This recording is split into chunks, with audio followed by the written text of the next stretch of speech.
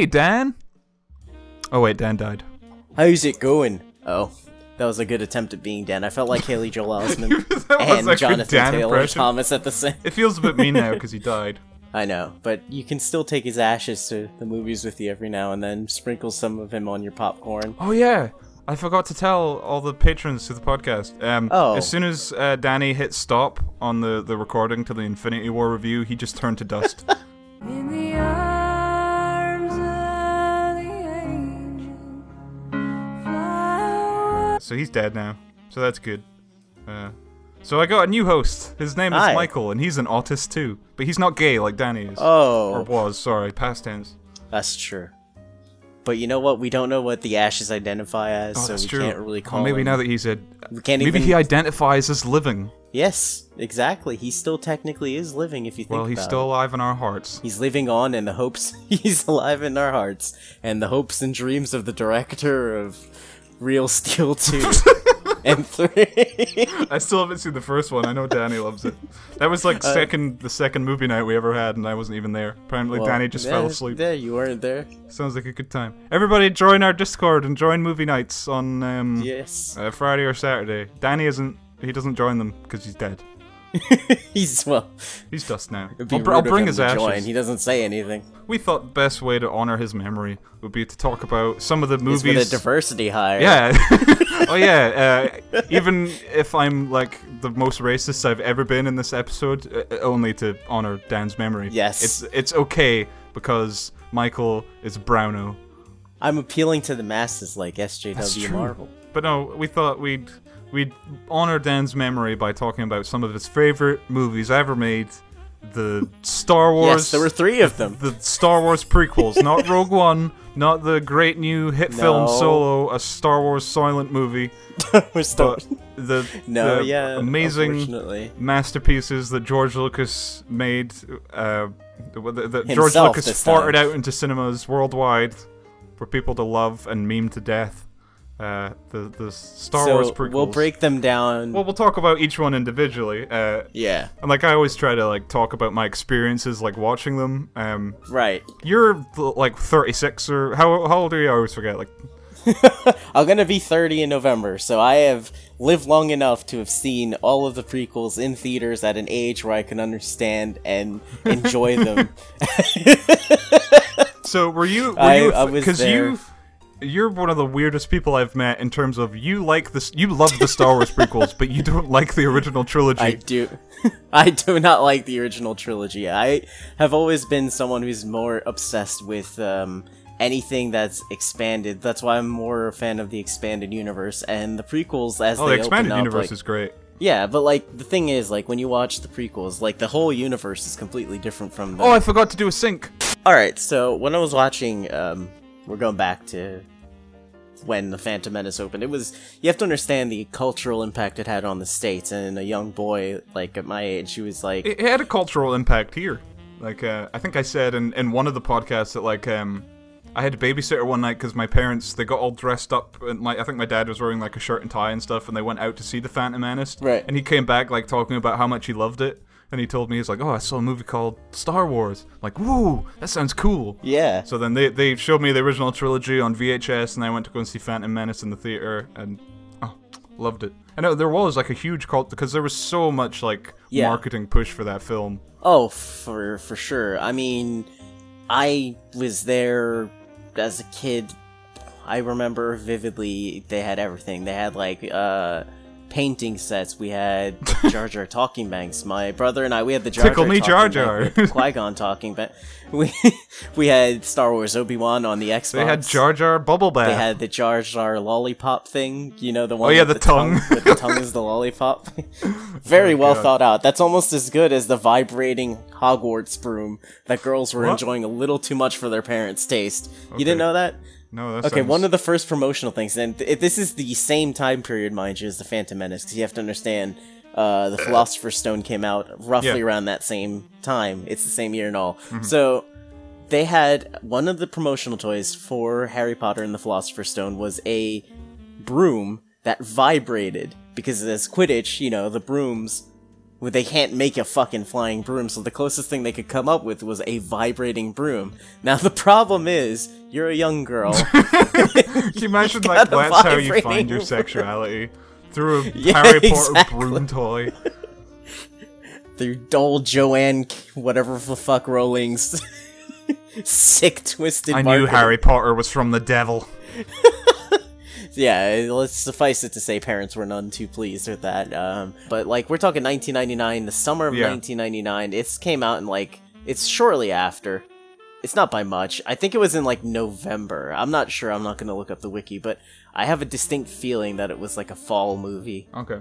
It was huge for me because, like I said, I've always enjoyed expanded Yeah. universes and stuff. The OT kind of left me cold in that Mm. regard. Like, there were planets, there were all kinds of cultures and stuff, but dude, when you get into Naboo Palace for the first time and you see, like, Well, that's the funny all thing. the that colorful Naboo is the shit. first Star Wars planet that has more than one biome. yes, Like exactly. every other planet has been like summed up by one thing. Like Tatooine is Sand World, Hoth Yeah. is Snow World, Endor, Right. the moon of Endor, is Tree World.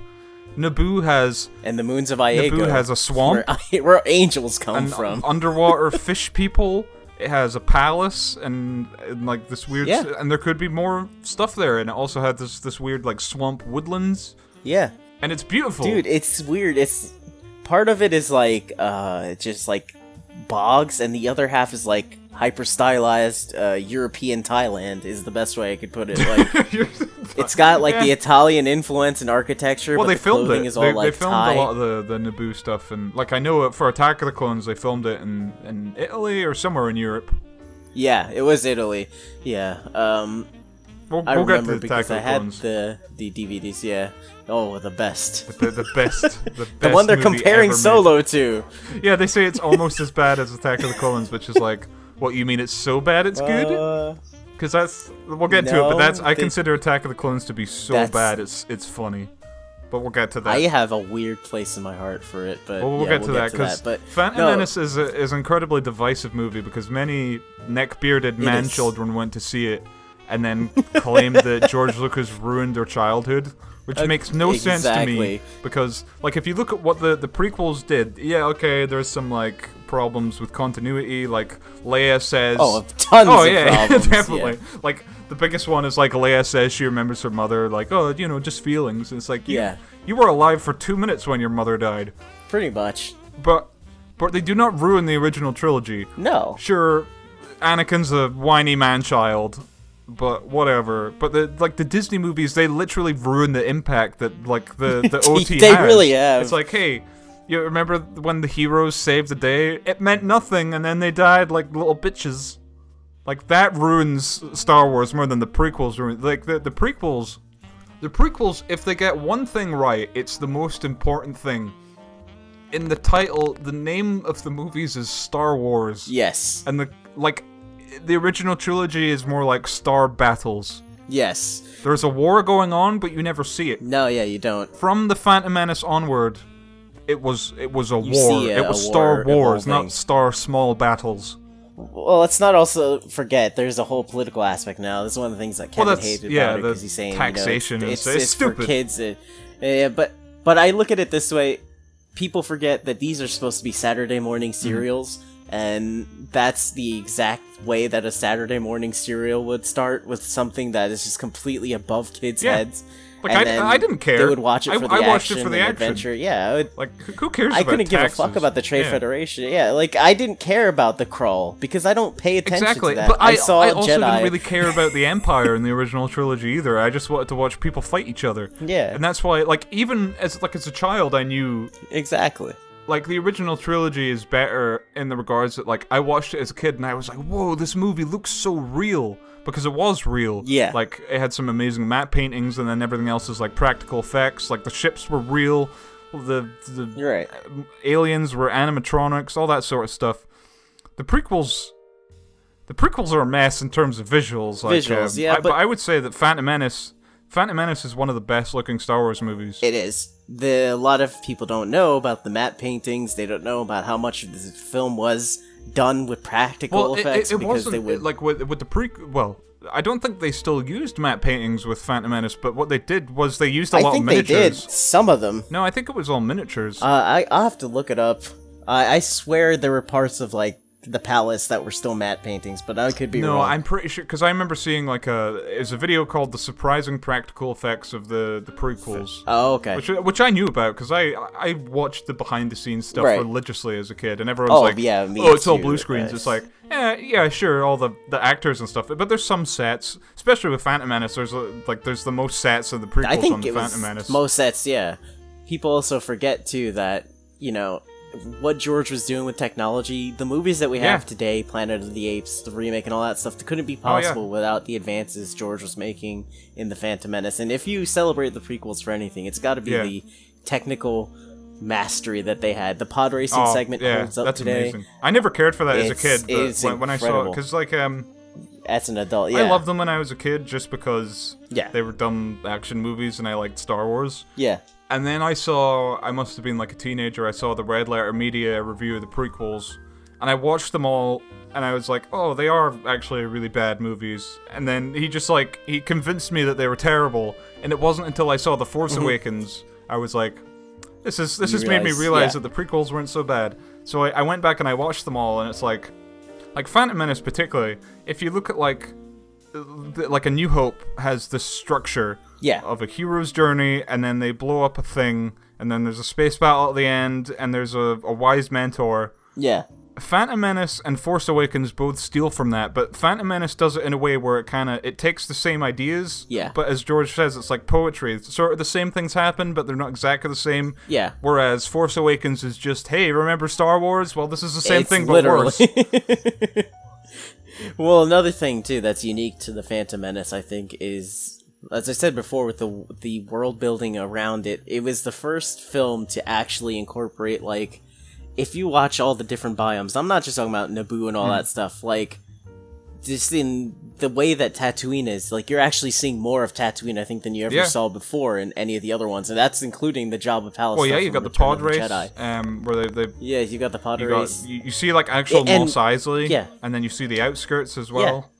And that was all filmed on location, and people are talking like, oh, blue screens, like Phantom Menace is the most, like, sets and... Well, people also forget, too, that not all of the OT was practical. They still use blue screens for stuff, too. So it's like, you gotta understand, like, the ideas that George Lucas has are bombastic and crazy. It's like, kind of like, associated with, like, a sci-fi version of Baz Luhrmann, because Baz Luhrmann films are just fucking visual assaults on the senses. Well, that's another thing, right? Is the original trilogy? The original trilogy is treated like A movies. Yeah, but they're not really A movies. They're B movies. No, they're B films. Like George Lucas, he wanted to make Flash Gordon, which was always kind of a B movie, like film serials. Yeah, exactly. And then a bunch of people came on board and made the movies better. Like Lawrence Kasdan maybe fixed the scripts. His wife came in and fixed the editing. John Williams made an amazing score. Ben Burt did some amazing sound effects, and they're what hold the movie up to A-movie standards. But when you see the Star Wars prequels, it's what Star Wars was always supposed to be, which is just a glorified B-movie. Yeah, I look at it too as, like, I remember there's a story from the set of Raiders of the Lost Ark, right? And Harrison's telling the actress, I forget Marion's actress name, but, like, she was trying to do the role super seriously, and he's like, calm down, it's just a B film. Yeah. Like, that's the way that they approach these things, and that's why the productions were so crazy, because it's like, they know what they have to do, and they're not treating it like a giant studio production. These are people, like, putting in, like, just, like they said, it's a B film. And I think George maintained that kind of mentality, which is why people hate the prequels. The thing with the prequels is, as I just said, like, when he went to make the original trilogy, a bunch of other people came on board, and they twisted his vision into something that he didn't want. Yeah. And okay, yeah, sure, those movies are better than what they would have been if he had had full control. But with the prequels, it's like, it's his vision, and it's completely untwisted. No one has come on to make any changes. Everyone just was yes man. They did exactly what Lucas wanted. And that's why they're so good, because they're such a mess. Like, his writing is terrible. It is. He is good with stories. He is terrible with characters and dialogue. Oh, his characterization, his dialogue, I think the thing to take away from it is this is a man who's like inexperienced with everything. Yeah. Like, he's not really been in romantic relationships. If you look in the public eye, he's got this weird, awkward sense. Well, he's about him. autistic. Like, he's I mean, always, look like, at him. Standoffish. He's person. like very clearly autistic. Exactly. And you know the thing is, like, he has a very, very passionate outlook on things that he loves. Like, if you look back to his very first films, like American Graffiti and stuff, he's kept that shit in everything. Luke slays Womp Rats. He's got the land speeder. Anakin has the pod racer. Like, it's always been something that, like, even Rey has a speeder that looks like a giant dildo, but that's for another topic. No, that looks like a giant Magnum ice cream. Like, I don't know if you have them in America. It does, but it could be... We do have Magnum ice creams, but it could also be a Magnum dildo. Maybe. I think the weirdest thing about the prequels is that they're the story of, like, the biggest villain in Star Wars. Right. And he tried to make it an emotional core thing, but, like, you're watching everything around Anakin, and I'm not going to be one of those people slanding on the kids, because, like, Hayden had huge shoes to fill, and no matter what he did, it would have always been criticized.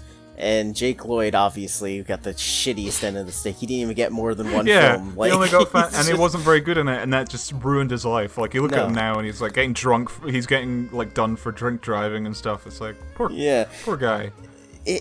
I look at it too. It's kind of funny because it's the expanded universe stuff too for the prequels that really make them richer.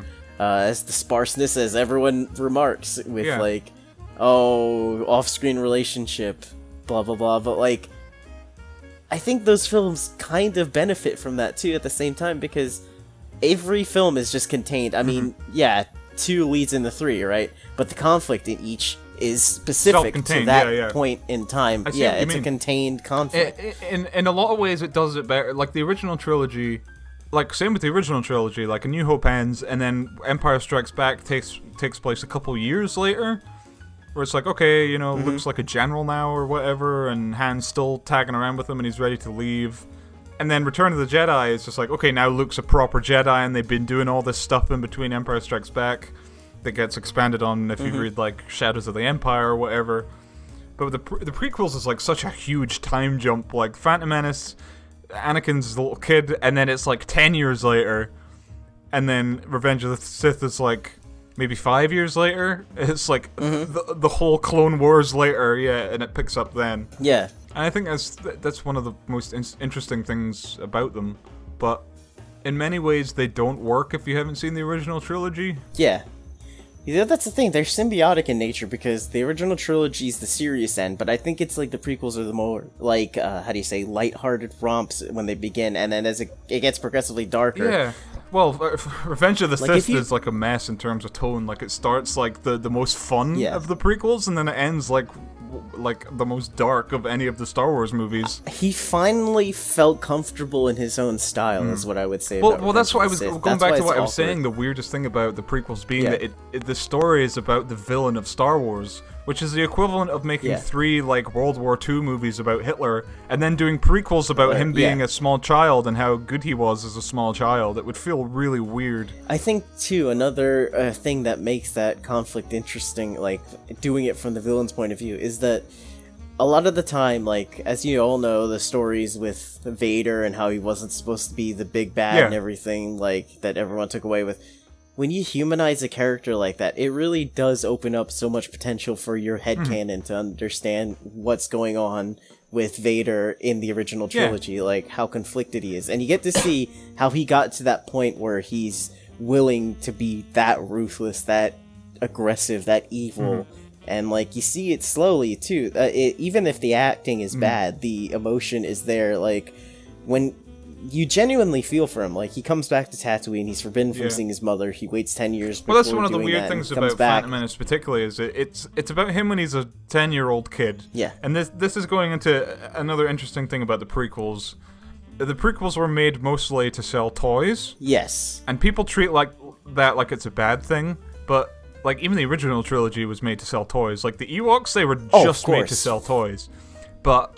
exactly. The prequels, all of Return of the Jedi, in a way, is a toy commercial. But the good thing about the prequels is that they sold good toys. They did sell good You look at toys. like the Return of the Jedi toys, and they're terrible. Like all the action figures have like 5 points Yeah. of articulation. They look like crap. Yep. The toys for the prequels are awesome. They really are. But one of the weird things about it is, it's like when I was a kid, I looked like Anakin Skywalker. Like I had the bowl cut and everything. Oh, that's amazing. And I wanted to be Anakin Skywalker. I wanted to be an evil villain. Oh yeah. As Who a didn't? child.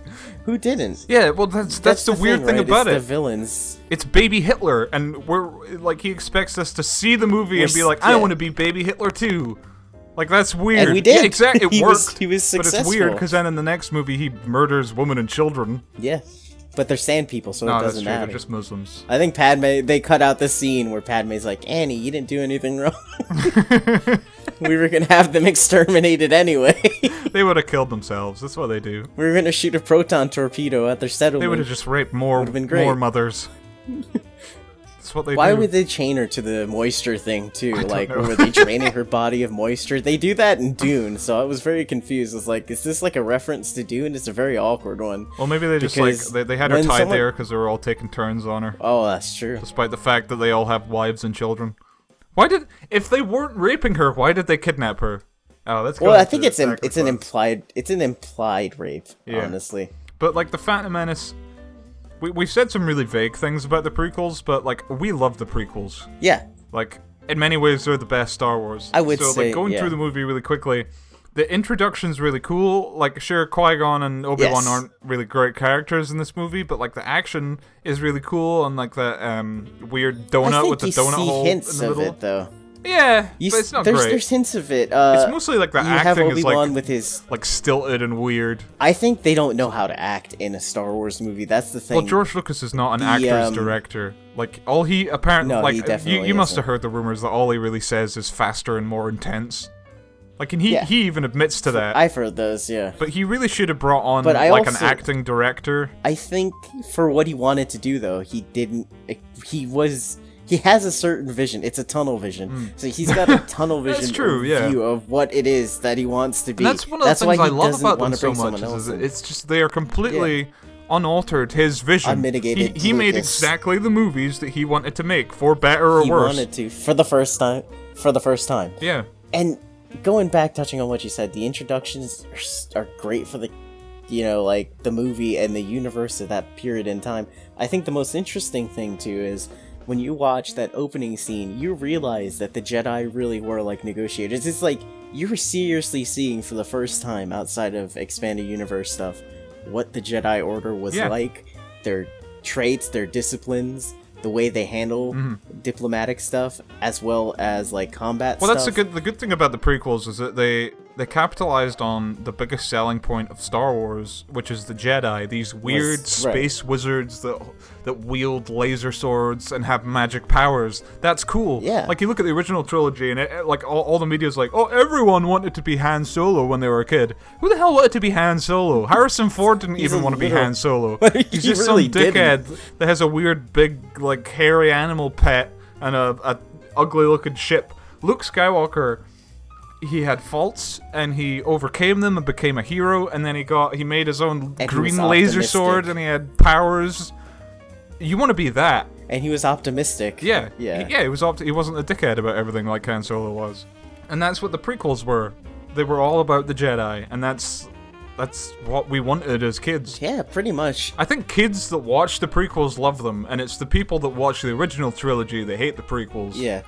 But even kids that have watched both series, like, if you ask them what has the cooler scenes, they're always gonna jump yeah. to the prequels because they look at it like the action was just spot on. Like, the choreography, that's something like... Oh, yeah. Daisy Ridley and all that, they do their choreography and stuff, but the stunts and stuff they were doing in the prequels for that Yeah. time period Well, was that's the thing, like- insanity. Like, George really wanted them to be like Yeah. monks, and you got that idea that these people have trained Mm-hmm. for many, many, many years, like these different lightsaber styles, and like if you look at the fight styles too, right? One thing I find interesting is in the original trilogy, the fights are all pretty much the Yeah, same. they It's like that was the time where George Lucas said that he wanted the lightsabers to be like Excalibur, so they were big and heavy, so you had Yeah. to hold them with two hands. And Mark Hamill was like, "Please, we could do cool stuff if we only had one hands." But he was holding this. No, they have to be two hands. They're big and heavy and strong. Yeah. And then in this, they're much lighter. everyone has like a different style. Like Qui-Gon has this weird, like strong style, and Obi-Wan kind of goes for like fast. And then Darth Maul has like a double-bladed saber, so he has to use a completely different style to wield that. But then when it gets cut in half and only has one, then he goes to like a fast one-handed style. It's really interesting. Yeah. And you see like the behind-the-scenes stuff with the choreographer, and he clearly knows what he's doing. Like he does an amazing job doing the choreography for those fights. Kudos to Ray Park too. Oh yeah, he's great. Giving Darth Maul an amazing athleticism. That's one of the cool thing about Phantom Menace is they cast an acrobat or what was he, like a gymnast or something? Yeah, he was like a gymnast, and I saw him at Celebration, and it was kind of sad actually. He was, I think it was the Celebration before the last one, and like, you know, he only had the one film, and I think he's not even the guy who did the voice for Darth Maul with the one. Oh no, that's Peter Fernowitz. He did Brian Waterfield. As well as he was in, like, he plays the Tick in the new show, The Tick. He's a national treasure. I love Peter Fernowitz, even if I can't say his name. Yes. But I think that everything about Phantom Menace can be summed up in the Jewel of the Fates. Yeah. It has everything you need. Amazing effects, amazing choreography, the coolest lightsaber fights of the entire series. Yeah, absolutely. But it's two guys we know nothing about fighting a guy that we know absolutely nothing about. Exactly. And that's the biggest problem. Is like that's the biggest problem I have with Phantom Menace is Darth Maul is a really cool looking villain. And I don't know anything about him.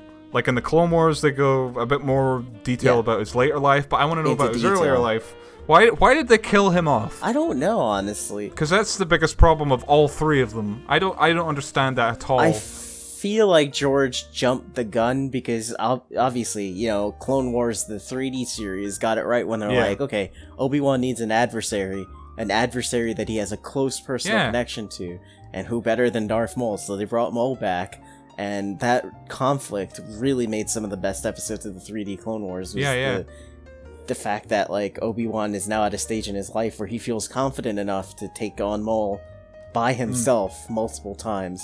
To get revenge for what happened to his master. Well, I think they kind of tried to do that with Attack of the Clones, where it's like, Count Dooku was like friends with Qui-Gon. Yeah. Like, no, he wasn't. He was trained by Qui-Gon. Yeah, he was his master. Yeah, he was the master for Qui-Gon. Yeah, I had one of those junior novels around the time period that Attack of the Clones came out, and I swear the relationship was that Dooku was training Qui-Gon, so that's what the close personal connection was. Like, well, that's the problem with Count Dooku. Is Count Dooku has like such a cool backstory and character that's just not shown or explained at all in the films. Yeah. It's like he was like apparently like the master swordsman, like one of the best swordsmen of the Jedi Order at any time. You see that though with Saj Ventress though, like she adapted his style and made it her own, and like the way that she moves and the way that she flourishes her lightsabers, and like I thought that was always cool because she had the same lightsaber hilts as Dooku, if I'm correct thinking. So it was like you see some of Dooku and what he stands for in his apprentice. I think that's the cool thing about Star Wars is that every apprentice has some of the master in them, but they also got their own style. And I think when it comes down to it, the reason that I think they can't expand on Dooku is because George is an idiot, and he just wants to do, like, little Easter eggs, like Count Dooku, Count Dracula, Christopher Lee, like... Yeah, that works as cool. Idiot. No, I like that. It does, but, like, that's what the thing is. That's why he never expands past that. He's that's the biggest problem with the prequels, is just that there's no overarching villain throughout the whole series. Like, Darth Vader, without a doubt, is one of the best parts of the original trilogy. But the prequels just don't have that. Darth Maul is a cool-looking villain, but he has no story or character or anything, and then he dies. Count Dooku is interesting in the expanded universe, but he's not developed on. And then he's killed immediately at the beginning of Revenge of the Sith. And then there's a robot guy with 4 arms that, again, is good for selling a toy, but not a character. And that's it. That's all you're given. And then Sidious is in the 3rd one, and he's the best part of the whole series. Yes, he certainly is. And we'll get to that. But that's another thing. Like, one thing you gotta give George Lucas, he may not be a good director, but he is a fucking amazing businessman. because He really is. those movies were made to sell toys, and goddamn, I bought every single one of them fucking toys. Same here. I got this huge Dude, box I of was them. telling the Discord. Like, every character in the prequels is a good toy. They are made to be a toy. yes, they are. Dexter Jetster. They really I are. remember seeing a Dexter Jetster Yes. action figure in the shop when I was a kid and being like, why would I want a Dexter Jetster action figure? And now I'm like, goddamn, I wish I bought a Dexter Jetster action figure. I have it. I have it You still a in the Dexter box. An unopened Dexter Jetster action figure? Yes. I actually Yes, saw one I at a do. Comic-Con like I a year have- ago, but I didn't have any money, so I couldn't buy it. I was gutted. Kevin was pissed because someone was auctioning 2 of them at the same time, and I never jumped on the opportunity. I could have had 3 Dexter Jetsters. But you got him a... I have a Dexter. We forgot to mention the best thing about The Phantom Menace. It introduced the most beloved Star Wars character of all time. We all know his I name. was hoping we could avoid it. Captain Panaka. Jar. Yes! Quarsh Fanaka, my favorite. Oh, he's got a rich backstory. He's got the original first black man. See, Lando canonically true. is now no longer the first black man in space. Well, if you want to go like... You've got it for... If you're going Disney canon, Quarsh then yeah, sure. If Fanaka you're going is- like EU canon, then someone from KOTOR, I'm sure, would be... Yeah. But cinematically, yeah, Yeah, that's Captain true. Panako first. Cinematic. Captain Pac-Man, canonically the first black man in Star Wars. Apparently, George doesn't know how it works, too, because, you know, I found out that Typho is his stepson, so the guy Oh, the guy with protecting the- Amidala in episodes. Ah. Yeah. I thought he was supposed to be the same character when I was a kid and that they recast him. I was like, why does he have an eye patch now? There were 2 characters. Because I was racist as a child, I can't tell black people apart. Yes. He was like a Maori or something, I think. Oh, yeah. He's- Oh yeah, no, I think- going back to the character that you said, Jar Jar Binks. Yes, my baby. What do you think about Jar Jar Binks? All I think about Jar Jar Binks is short round. Literally, short round. I think of short round again, and it's literally the same character. Everything that people loved about Short Round, they hate in Jar Jar Binks. But one of the things that I really hate about the fact that Red Letter Media has changed so many people's minds is they're not going in this with the eyes of children No. anymore. They're just attacking it with the same arguments that Plinkett Yeah. makes, because they're not seeing that Disney is making it worse. George made it Yeah, fun. the Jar weird Jar thing is is a when you completely optional attack character. like the Disney Star Wars movies, they're like, oh, well, you're just making fun of a movie for kids. Yeah. Yeah, but this is a movie that these are movies that even kids don't like. Yeah. Like, you want to see what kids think of the movies? Go to Walmart and you'll see, like, shelves full of Star Wars toys. You go to the shops when the prequels were out, there wasn't a goddamn Star Wars toy on those shelves because everyone had already bought them. Yep. The prequel Star Wars toys sold like hotcakes because people wanted them because they were made to sell toys. Yeah. The Disney Star Wars movies are made to sell feminism, and they sell feminism. But you can't sell feminist toys to feminists.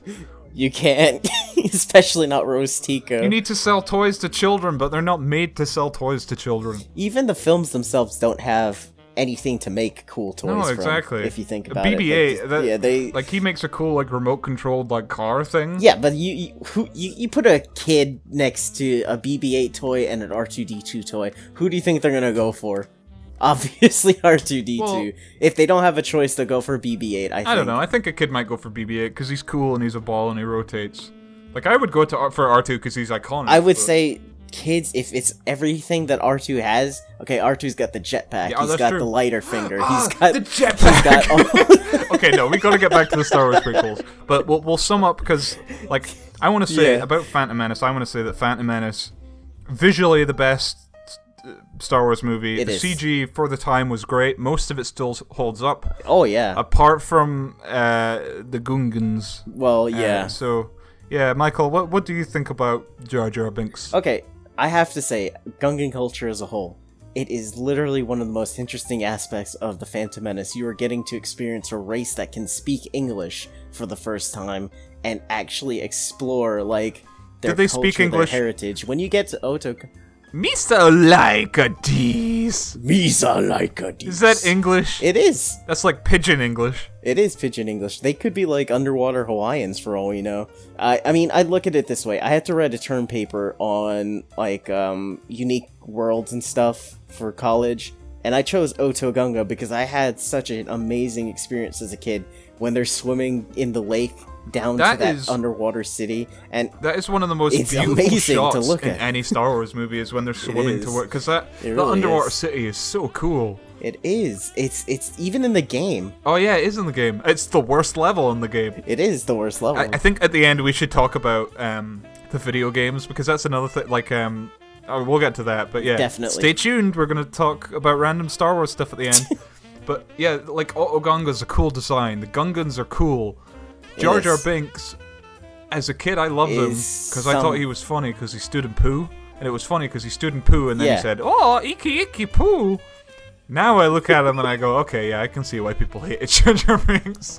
Because I was gutted that he was so underutilized in Attack of the Clones. They just used him to create the Galactic Empire. That was his only purpose in that movie. It's just the backlash. I mean, I feel bad for George. Yeah. He wanted to create a character that kids could relate to who's stupid and goofy. Yeah. Like, I swear, he was pitching this to Disney. He's a funnier character than we've ever had before. Funnier character. If we get him right, hopefully it'll work. He's... Behind the scenes for Phantom Menace is better than the movie. It's just like a bunch of things that go wrong. It's great. George Lucas, I know you're listening to this podcast, and let me tell you, from my heart of hearts, I love Jar Jar. Do you think that's what George Lucas does? He's just like looking on YouTube for people that love the prequels. I loved every bit of Jar Jar. I'm not even gonna lie. I had the coin bank. If you press the button, it did the Mos Eisley Cantina theme, and he did a little dance. That's so cute. And he said lines from the film.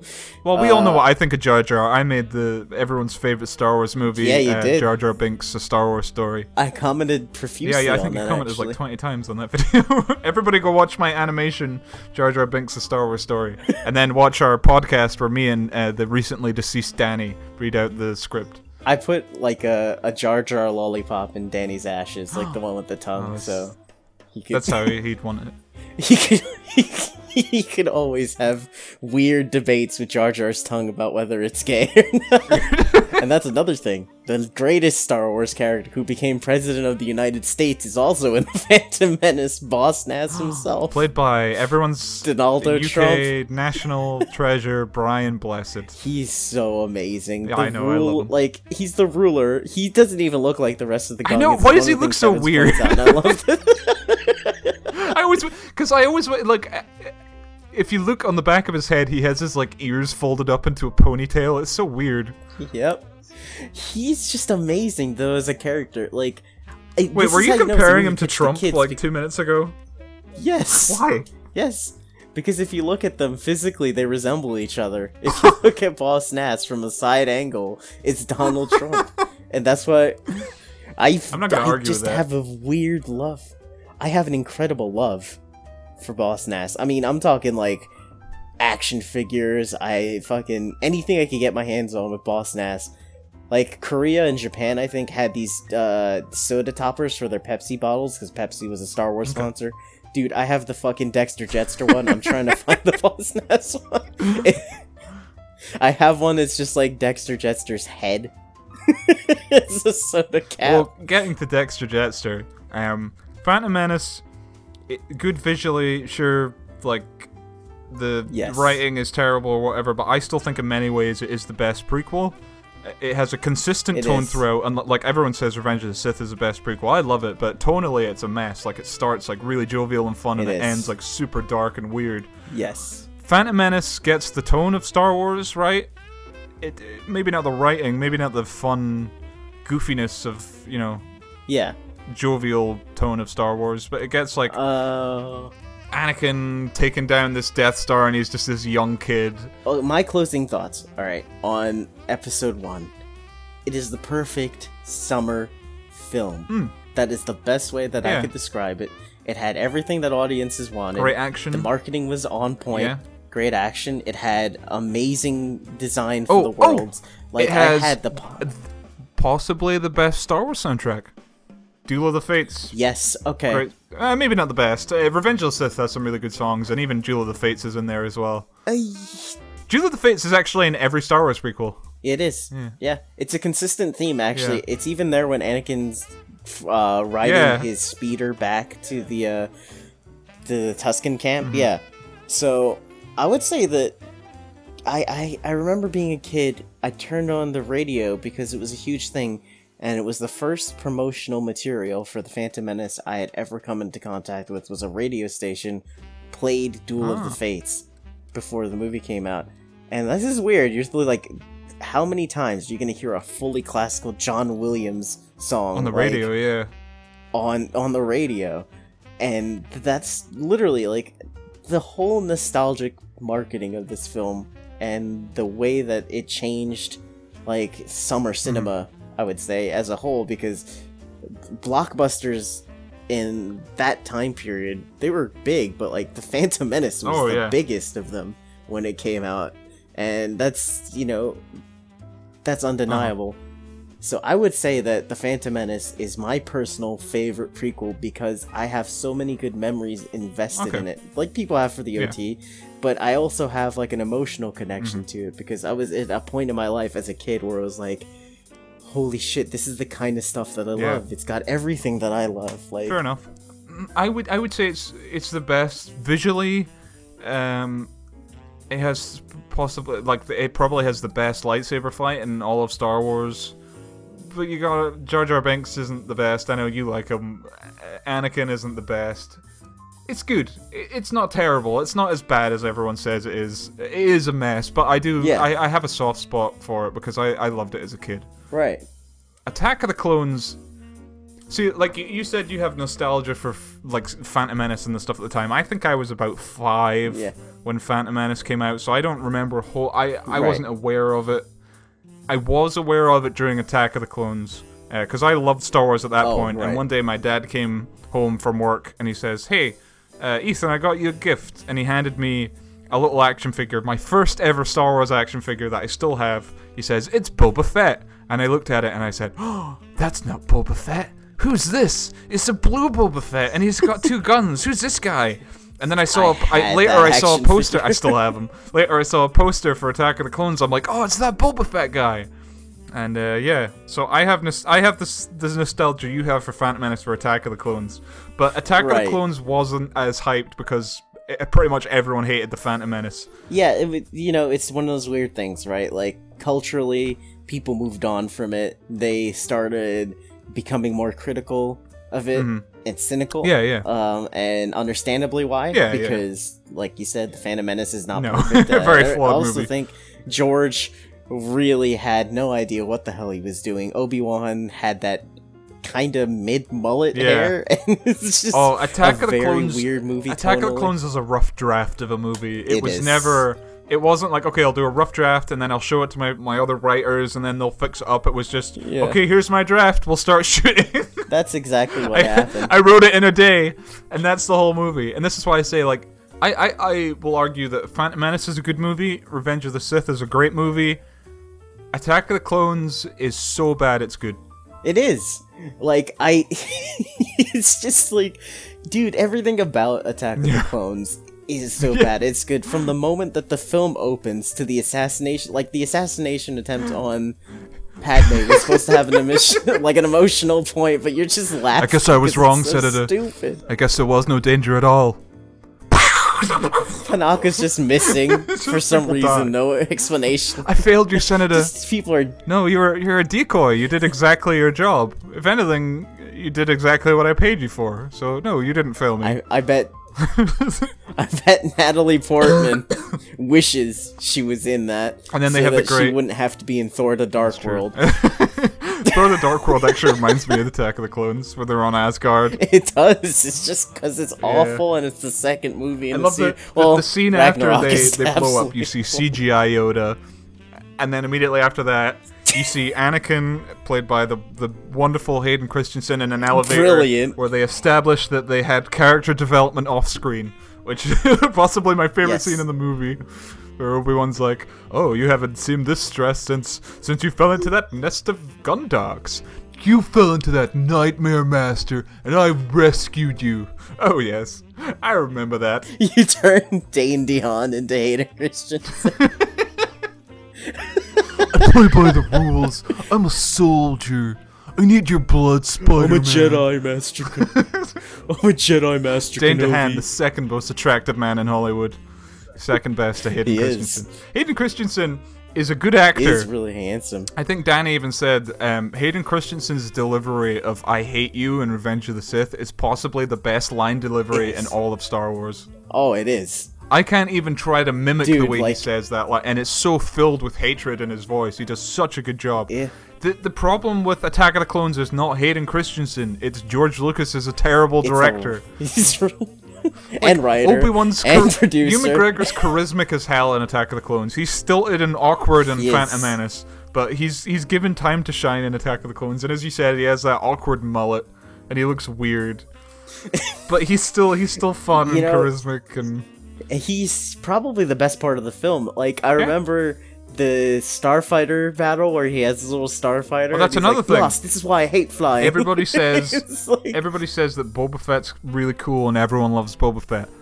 I don't know if anyone's actually even seen the original trilogy because Boba Fett does sweet fuck all in those movies. He shows up in He Empire does Strikes fuck Back, all. does nothing, and then he dies immediately in Return of the Jedi. He dies like an idiot. He does. Jango Fett has a really cool fight where he beats the shit out of Obi-Wan, and then he kicks his ass in a space duel, and then Samuel L. Jackson cuts his head off. Okay, it's Yes. an awkward and stupid death, but it's fitting to the Boba Fett character.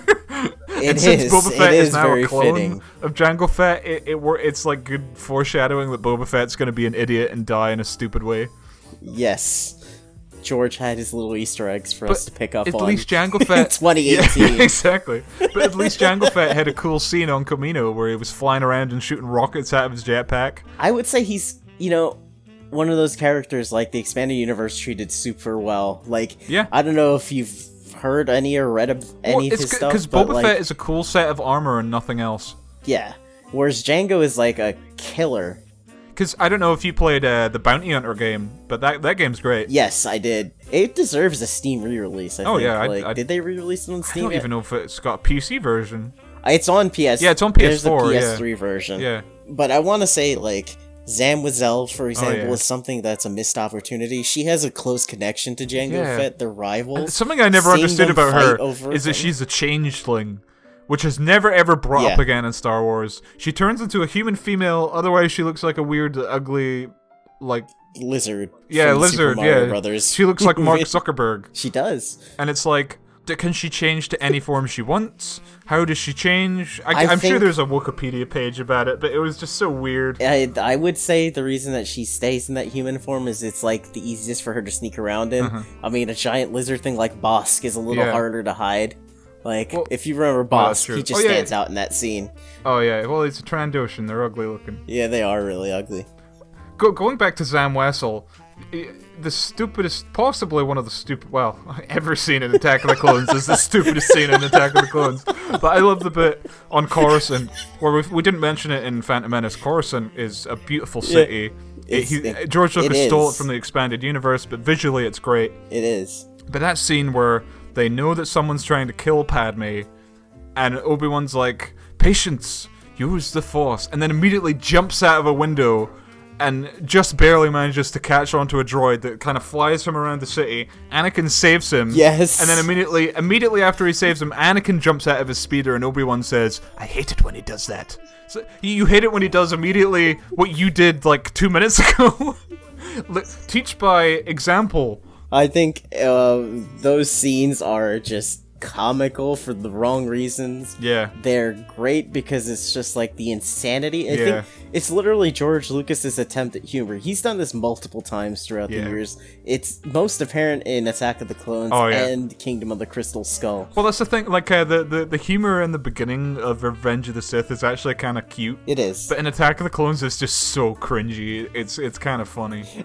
I mean, Like the bit where they go into the bar and Obi-Wan's like, "Why do I get the feeling you'll be the death of me?"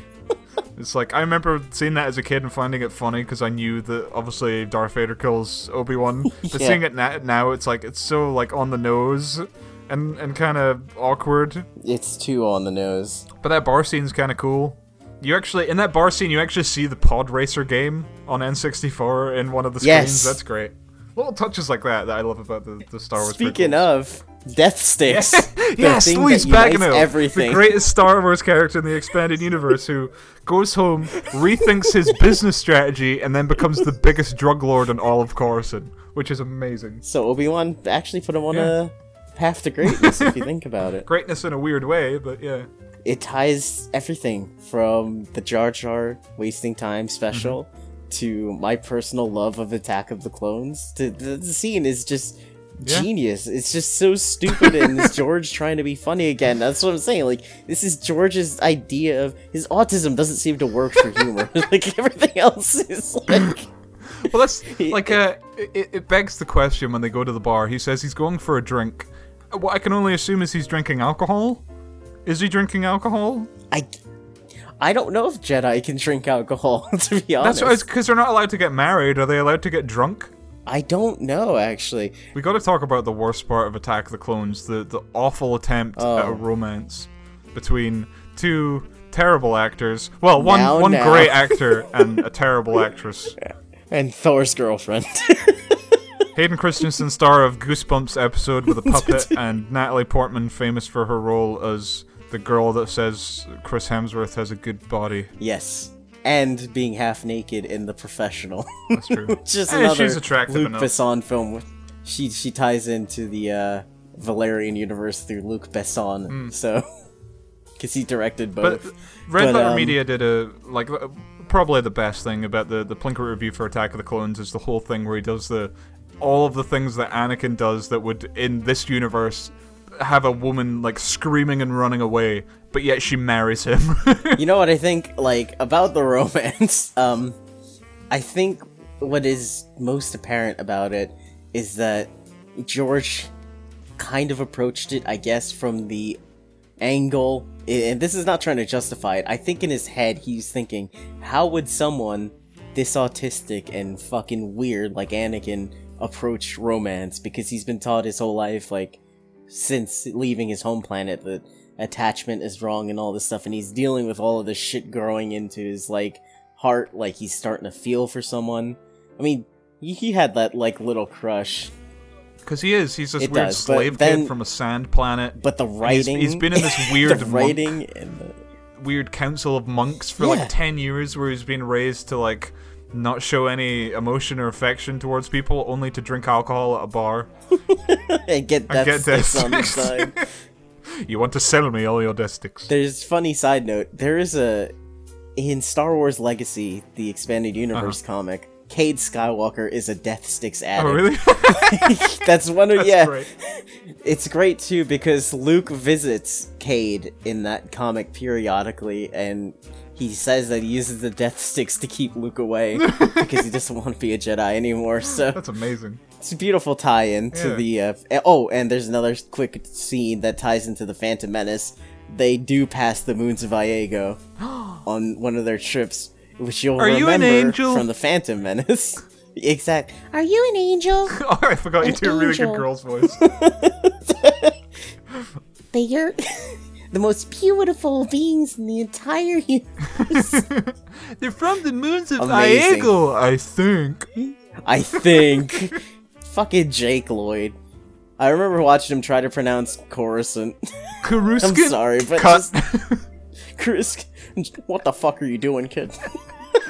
I love when you see, like, it's down to, like, two kids, Jake Lloyd and this other kid, and this other kid is just, like mincing his way through the script. Amazing. Like, he's doing it, like, the best job ever, and then George Lucas is like, we're going for the other kid. Why? That kid, he's like, he read his lines perfectly, and Jake Lloyd's like, Coruscant? He just kept fucking up the scenes, too. It's great, because they're all at the table doing the eating scene where Qui-Gon grabs Jar Jar's tongue, and Jake's just fucking it up constantly. They must have cut that scene, like, 10 times. Going back to, like, the awkward romance in Attack of the Clones. Yes. I've never really thought about it that way, where he is, like, this weird autistic kid that was raised by a weird, like, cult of monks. And, yeah, like, he doesn't know how to talk to women, but it is still weird that she falls in love with him. I think, yeah. And he's like... She's like 14, and how old is she supposed to be in Phantom Menace? Because there's a big age difference I want to there. say she's at least 17, 18 in there. The reason I say that is because she's a newly minted princess, and you can tell, like, the way everyone treats her, she's obviously new to the crown. And that's why I think their romance works kind of in that way, is because she's been raised sheltered. She hasn't really experienced people outside of her, like, well, she talks. There's actually a entourage. deleted scene in Attack of the Clones that's really interesting. There's a few of them. Yeah, but I think the most interesting one is when she takes Anakin to meet her parents for dinner. Yes. And it's really like weird and awkward, but at the same time, it's like she talks about, and when she's in a field with him, she talks about having a boyfriend. Yes. And I remember. Yeah, he had brown eyes or something. I can't remember. And then they have that wonderful scene with the wonderful CGI animals. Yeah, where he's like surfing the weird like pig cow, and then he falls over and they're laughing and they just keep rolling over forever. Best scene in the trilogy. No, best scene in the trilogy. They're standing by the river, and Padme tells Anakin how she used to love playing on the sand, and Anakin says the most famous line of all of Star Wars. That he hates sand. I love how Hayden was staring at the floor. He was just like, I can't believe I'm reading this. Yeah, and then he looks at her and he's like, but you're soft and smooth, and he's just like staring at her tits and biting his lip. Well, she is supple and smooth. We saw that wonderful midriff in Attack of the Clones, the Geonosis fight, where the cameraman kept pointing at her midriff that was exposed for some reason. Yeah, and Natalie Portman's kind of hot in Attack of the Clones. Like, that's literally the biggest draw to that film. It's that scene. You look at like Princess Leia, and it's like she's constantly getting captured, and she's a pretty useless character overall. Yeah. Padme holds her own in Attack of the Clones, and I guess in Phantom Menace as well. She does. Oh, she does it because she goes on her little mission at the end. But she's not an obnoxious female character. I want to say, like, in terms of female characters in Star Wars movies, she's probably the best. Yeah, sure, in Revenge of the Sith, she dies of sadness. Who cares? Whatever. That's George, not her. George dies of sadness after he saw The Last Jedi. I think Solo is even bigger blow for him, because he actually likes Han Solo. He might be the only person alive that actually likes Han Solo. Like, God damn it, George, I'm not playing him again. The next great scene, they go to Geonosis to save Obi-Wan, and at this point they've introduced Count Dooku. He's a cool character, but they don't really establish enough of it. They go... Oh, wait, yeah, no, his mom gets raped by Muslims, and then he goes to kill them, and then he has a little cry about it. Dexter Jester! He's the universal problem solver. Oh, I love Dexter Jester. That scene's amazing. That's another thing I like. It's just this character who you've never seen before, but Obi-Wan's like, oh yeah, he's an old friend. I've known him for years. I always go to his diner after I get off work from being a weird monk. Like, what? But that's the thing, right? He has more warmth and camaraderie with Dexter Jester than he has with Anakin in that film. That's true. I find that very weird. It's like they're so close to one another in the film. It's like they have this rapport. They have, like, it's a small scene, but, like, you see Obi-Wan has a life outside of being a Jedi Knight. Yeah, that's true. And it is shown that, like, in Attack of the Clones, Obi-Wan is just like a dickhead to Anakin, because Anakin's just an absolute dickhead to him. Like, the only scene where they're kind of pleasant towards each other is the very beginning when they're in the elevator. Yep. And I think George Lucas tried to fix that with the intro to Revenge of the Sith, which I think he does a good job, because it makes sense that after fighting a war together, they'd become closer. But in Attack of the Clones, it just seems like Obi-Wan hates this kid. Like, oh, God, I wish Qui-Gon hadn't made me train you. I guess if you look at it, like, I hate to be like a Zack Snyder, where it's just super introspective for no reason scene, but, like, I look at it as, like, he has this responsibility hoisted on him that he never asked for. I see Obi-Wan as never having wanted to take on a Padawan ever. And then he's stuck with this kid, because what is he going to do? He owes it to his master to train this other kid. And imagine, this was going to be your replacement. Like, you know? Like, he was going to literally replace Obi-Wan. Yeah, Qui-Gon was going to... he was going to train Anakin instead of Obi-Wan. And then the council said no to training him, and then Qui-Gon died. They changed their mind for some reason.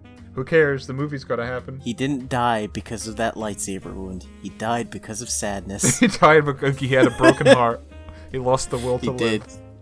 He just wanted to take that little boy and run off with him. He just wanted to steal that young boy. and train him He's in the still weird. a slave. Oh, we never talked about Watto. Watto's in this movie as well. Oh, He wears his he little is. Jew hat in this movie And as he- well.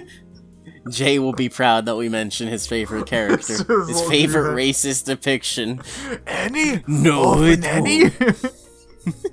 My tricks You're don't not work black. on me. Only money.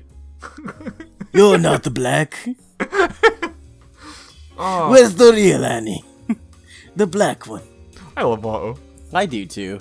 I generally enjoy the characters of the prequels. Like the side characters are all fun. They're like Yeah. stupid but fun. They're each like a stereotype. In Yeah. a way. Like Dexter Jetster It's is like a fine. John Goodman fat ass, and Watto is a Jew, and fucking the Camino whatever the fuck alien thing is just incredible. Oh, yeah, they're I don't weird. even know what I always thought they were are. weird. Well, this is another thing we haven't really talked about. Like, I've said the Phantom Menace is one of the probably the best looking Star Wars prequels. Yeah. Attack of the Clones has got to be the Clones worst. is the worst. Oh god, It was There's rushed into production. Totally and you can tell. overuse. Yeah, total overuse of CG. At this point, they're like, we can create but that was another thing. Like, I always thought like, oh, these were created completely with CG. A lot of them, like the Geonosis Arena, Yeah. was a miniature Yeah. that they then scanned into a computer and recreated in Yeah. CG. If you have the miniature, just use the fucking miniature. It looks better. The stupid thing is, like, I'm gonna tell you, like, the best scene of Attack of the Clones is in the deleted scenes, and Ki-Adi-Mundi, everyone's favorite egghead, Oh, goes yeah. and leads a Jedi army. Some- that is something the I found out about him funniest fucking in scene. the expanded universe. Apparently, his race, there's not a lot of his race left in the universe. So he's a rare exception to the Jedi Code that say you can't love, and he has Yeah, he 5 can- wives. Yeah, he can. That's Well, amazing. he's gotta repopulate, you know? He's But got- that means his kids are gonna be incestuous, so... It's true.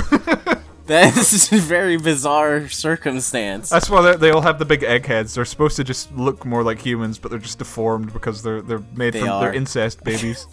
Anyway, what were you saying about Ki-Adi-Mundi and his big egghead? Yeah, so the scene is like you said, they should have just done what you said, because Ki-Adi-Mundi leads the charge in Geonosis to Oh, yeah, no, liberate I've the seen that, rest the way of you've the seen, Jedi.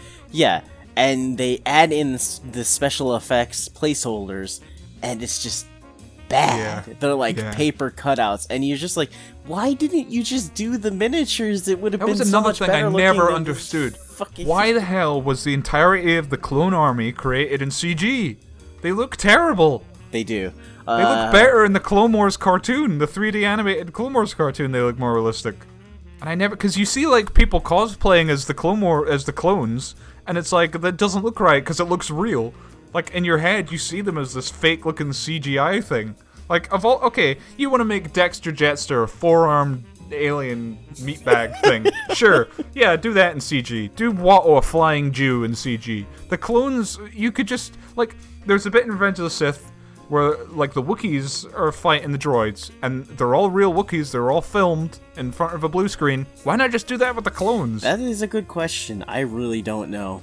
And I would say that it's a big misstep, because the whole point of the clones, and they're like the focus of the Attack of the Clones, Yeah. like that is a segment that everyone went in to see. You would think that they would owe them the respect to at least make them look good, but he just completely fucking bummed it. Like, they look better in Revenge of the Sith, but I still don't understand why they all had to be CG. Like, I never don't. understood, because they just look like shit. But we should touch on some of the better aspects of Attack Well, of the Clones. that's There is one some thing of that the- I was going to say about this, the genius behind the Star Wars prequels, right? And to explain this, we've got to go back to the original trilogy. Yes. Lightsabers. That's the most iconic part about Star Wars. Yes. Like, other sci-fi stuff have ships and laser battles and all that stuff, but only Star Yeah. Wars has lightsabers and the Force. Yes. So the prequels focuses on lightsabers and the Force. But if you look at the original trilogy, lightsabers cut through people. Yeah. They dismember people. It's if you touch it, you lose your finger or whatever. Yeah. So in A New Hope, all you see the lightsaber, you see Ponda Baba get his arm cut off. Yep. You see Obi-Wan, he turns to clothes, whatever. And then in Empire Strikes Back, I think Luke cuts off a Wampa's arm, and then he fights Darth Vader in a cave, and he kind of blows up his helmet, and then Luke loses his arm at the end. Yep. You never really see a Jedi go full Jedi on anything until Return of the Jedi, where Luke fights a whole bunch of Jabba's mercenaries, and it's the most disappointing thing ever because his lightsaber just goes through them, and then they just fall over. You don't, like, up until that point, a lightsaber would cut off anything it touches, but in Return of the Jedi, he's just swinging it around and people are just falling over, and there's no, like, no one loses an arm, no one loses a limb, because if there was a scene where Luke Skywalker goes around just dismembering people and cutting off heads and limbs in a kids' movie for kids where they also have cute little teddy bears, you can't sell that to kids. No, you really can't. But I think that's one of the genius things about the Star Wars prequels is George Lucas wanted to show the Jedi going around like a bunch of badasses and murdering people with a glowing laser sword. So he made the big villains of the entire prequel trilogy robots that you could cut apart into tiny little pieces and it will look cool as hell. But if they were real humans and these people were just going around dismembering them, I think the movies would be like a 12 or a 15 or an R-rated or whatever you have in America because it would be incredibly violent. So I think that's one of the good things of everyone says like, oh, like they go to that scene in the behind the scenes where George Lucas says to Steven Spielberg, he's like, oh, what people don't realize is the Jedi just kind of cut them down like they're butter, you know, they're kind of useless. And it's like, oh, good, like villains that are useless and don't pose a threat. That's stormtroopers in the original trilogy. They were always useless. Like, okay, I can see the argument of like, well, stormtroopers are real humans, so they have more of a threat rather than these useless droids. But then you can't have them get cut to pieces, and then you'd have to do like the weird Return of the Jedi thing where he swings the saber through them and it does no visible damage, yet they die. And the other thing he did was, you can't have huge armies of people dying in a movie for kids. No, you really can't. So you make the army all one person. You make them clones. So who cares if they die? We have hundreds of them. They're just the same guy. And it's funny, because he actually thinks this stuff out, but the other stuff, he doesn't. He thinks, like, okay, I can't go and just kill a bunch of people. Like, even when Darth Maul's cut in half, right? There's no blood. Yeah. It's just there's a little spray of blood. It's a little spray, but but Obi-Wan's wearing a white cloak. It would literally, like, if it was accurate to the actual action depicted, he would have been sprayed, but that's the thing. He's smart about it, because even when Anakin gets cauterized in Attack of the Clones, when he loses that arm, like, he does it in a way that it's not like, I mean, kids are watching it, but they're not going to be, like, screaming, like, they'll realize that's a bad thing, but you know, it's usually like a quick cut. He doesn't linger on it. Yeah, he's not like, my arm, he's just like, and then it's fine. It doesn't really hurt a lot. And he gets force thrown. It's like, you would think Obi-Wan, who had, like, been sent across the fucking room. Yeah, like, he had cuts all over his body. Yeah, you would have thought that would have been, like, that's the thing. It's like, he's more in pain, kids are more concerned for him. I also think it's interesting because George has so much intelligence when it comes to, like, marketing things, like you said, towards kids. But when it comes to anything else with intelligence, he's just retarded. But the Attack of the Clones is just proof of it. Yeah. And it's beautiful in every way, and I love it to death, even though it's the worst prequel. We still haven't talked in depth about the end of the movie, because one of my favorite scenes is they go... Is it the controversial Yoda scene? No, we'll get to that. We'll fucking get to that. They go to Geonosis. That was another thing. The only other bad guy, in Attack of the Clones anyway, that the Jedi's cut to pieces are bug people. So who cares? They're bug people. You know, murder them, crush them. You know, you see a spider, you kill it. It's the same thing as the Geonosians. They're bug people. Right. But they go to the droid facility, and they fumble around on this conveyor belt, and they jump off of things, and Padme gets stuck in a weird pot that's gonna get lava poured into it. And then R2-D2 flies around, and then C-3PO gets his head cut off and replaced with a droid head. And that whole scene was put in the movie because George Lucas knew he needed to have an action beat there, and it's just what he came up with on his first draft. And he never changed it. So he's just like, oh, I haven't had an action scene since the Jango Fett scene. What would make a good video game level? I know, a conveyor belt. And he just shoved it in his script and whatever. They made it. And it's so stupid. R2-D2 has a jetpack now. C-3PO gets his head cut off and replaced with a droid, and then it changes his personality. Like, I want to say, like, that's the cringy George Lucas autist humor that you were talking about, where he's like, C-3PO has like a droid body and he's wandering around the Geonosis battlefield and he's like, die Jedi, die! Ooh, what did I say? I thought that was the shit when I was a kid. I thought that was so funny. I was a dumb kid. I was too. But then they have the romantic scene where Padme confesses that she truly deeply loves Anakin. Oh, I found it so hot when you killed those women and children. And then, like, the Geonosis battle is kind of cool. Like, I love the creatures. There's the Reek, the Akale, and the Nexu, or however you pronounce it. Yeah, I think it's Nexu. I have all of the toys for those creatures because they're cool looking. I wish I could have bought a Rancor, but they cost like £100 when I was a kid, so I got the Akale or whatever. And they're cool too, and then all the Jedi show up and they're cutting the droids to pieces, and it's cool. I think the Geonosis battle makes the price of admission worth it, okay? Yeah. I look at it this way. That many Jedi, you would never see that again in any Star Wars film. No. At the same time. It's also got the whole aspect that, like, we're going back to, like, Flash Gordon and that whole, like, movie serial thing. It's a gladiator arena fight. Yeah. How fucking cool is that in Star Wars? I never thought you would see something like that. Yeah. You could kind of count the Rancor's pit. That's not really arena though. That's like a dungeon, Yeah. like a trapdoor thing. So it's like, this is amazing. I always thought it was like really cool that they wanted to execute them, but at the same time they wanted to please like these bug people. So they put on a big show Yes. for them where they were gonna get murdered by animals, but then they broke free and just hell broke loose.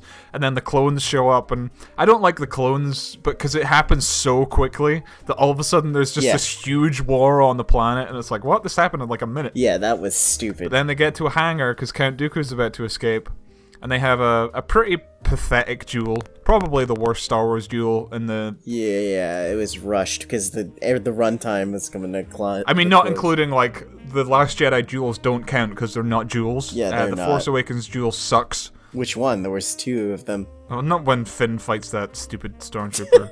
I was talking about Kylo Ren versus Mary Sue. But, okay. apart from that, the Attack of the Clones duel's the worst. Until Yoda shows up. And I saw that as a kid, and everybody in my theater pissed themselves laughing.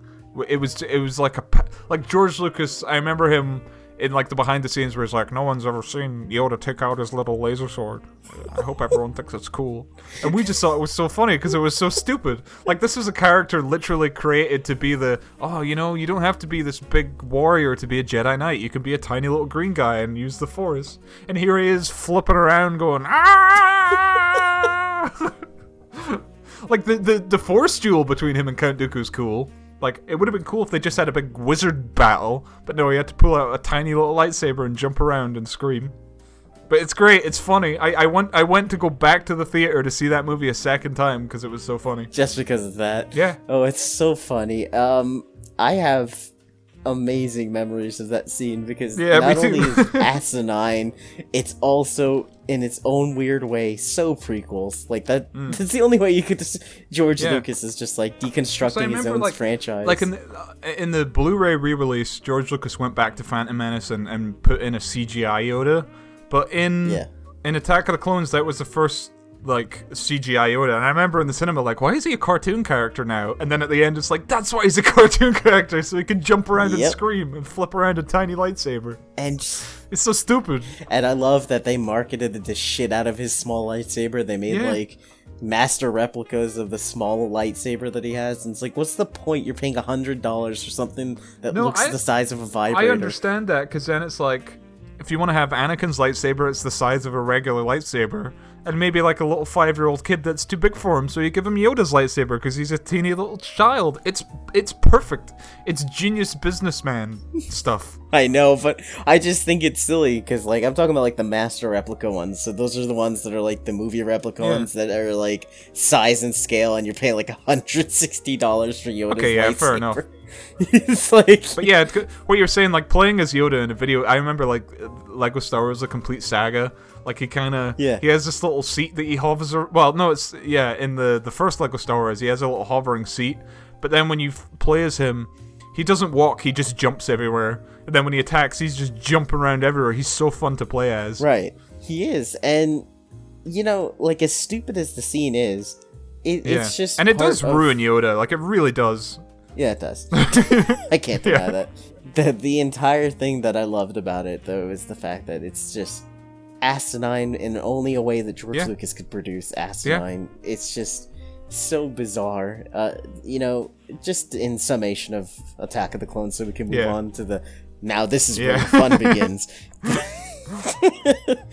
I have to say, Attack of the Clones is the middle child that your parents have, and they just completely neglect after a couple Well, it's funny years. you say that. And he's left to his own It's funny devices. you say that because it's actually my mum's favorite Star Wars movie, Yeah, you told us a couple of times. and it's my little sister's favorite Star Wars movie as well because they love the romance. I do not understand it. The romance is so terrible, but they're a sucker for romantic movies, and they don't see that it's cringy and weird. And Anakin's like this he supports fascist dictatorships, and he murders women and children, and then screams at this girl, and she still marries him. But they just see it as, oh, they fell in love, and I don't know, whatever. Women like what women like. It's also, I think, the fact that there isn't ever an actual developed romance like that. I mean, Han and Leia, it's okay. It's not like they spend time on a romantic date or anything during the films. Like, it's part of the action, but it's not the focus. And in Attack of the Clones, it's the only they stopped the film with an movie actual because romantic George Lucas focus, can't 'cause write even- romantic dialogue. So what does he do? Yeah. He has them go to a pretty location, so it tricks your mind into thinking that they have chemistry when they really don't. Exactly. And that's what makes it funny, is that George Lucas is retarded. He doesn't understand his own universe, and it's beautiful, and I love him for it, because he's like someone too. that you just want to hug, because he's on the... He's like a the big verge of autistic uncle that you just love because he's weird. He comes to, like... you guys obviously don't have Thanksgiving over there, but here in the States, he'd be like the uncle that comes over for Thanksgiving, and he's just telling you these stupid stories. Like, oh, Uncle George. Uncle George. That's really dumb, but I love you, so please shut up. Just, oh, but they were in the conveyor belt, and the droids are being made, but C-3PO, he's not the same kind of droid. It's funny. You just summed up Attack of the Clones perfectly. It's like he's trying to entertain his kids, and he's just an idiot, and he doesn't understand what kids like, and it's wonderful.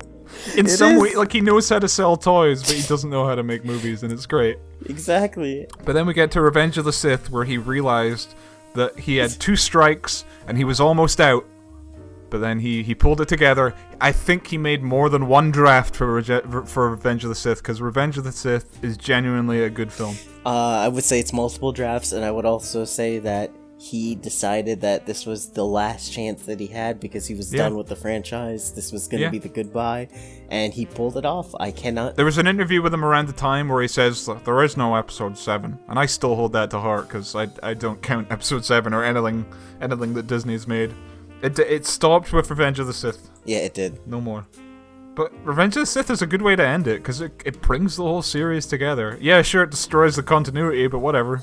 Who cares about the continuity when you see kids getting murdered? I mean, come on, this is the greatest thing it cuts ever. away just before they get murdered. Which That's sucks. true, but it's like... Unless it's you're like playing the closest... the Jedi Academy mod, Movie Jewels 2, where you actually get to murder the children yourself. See, that's a great side mission.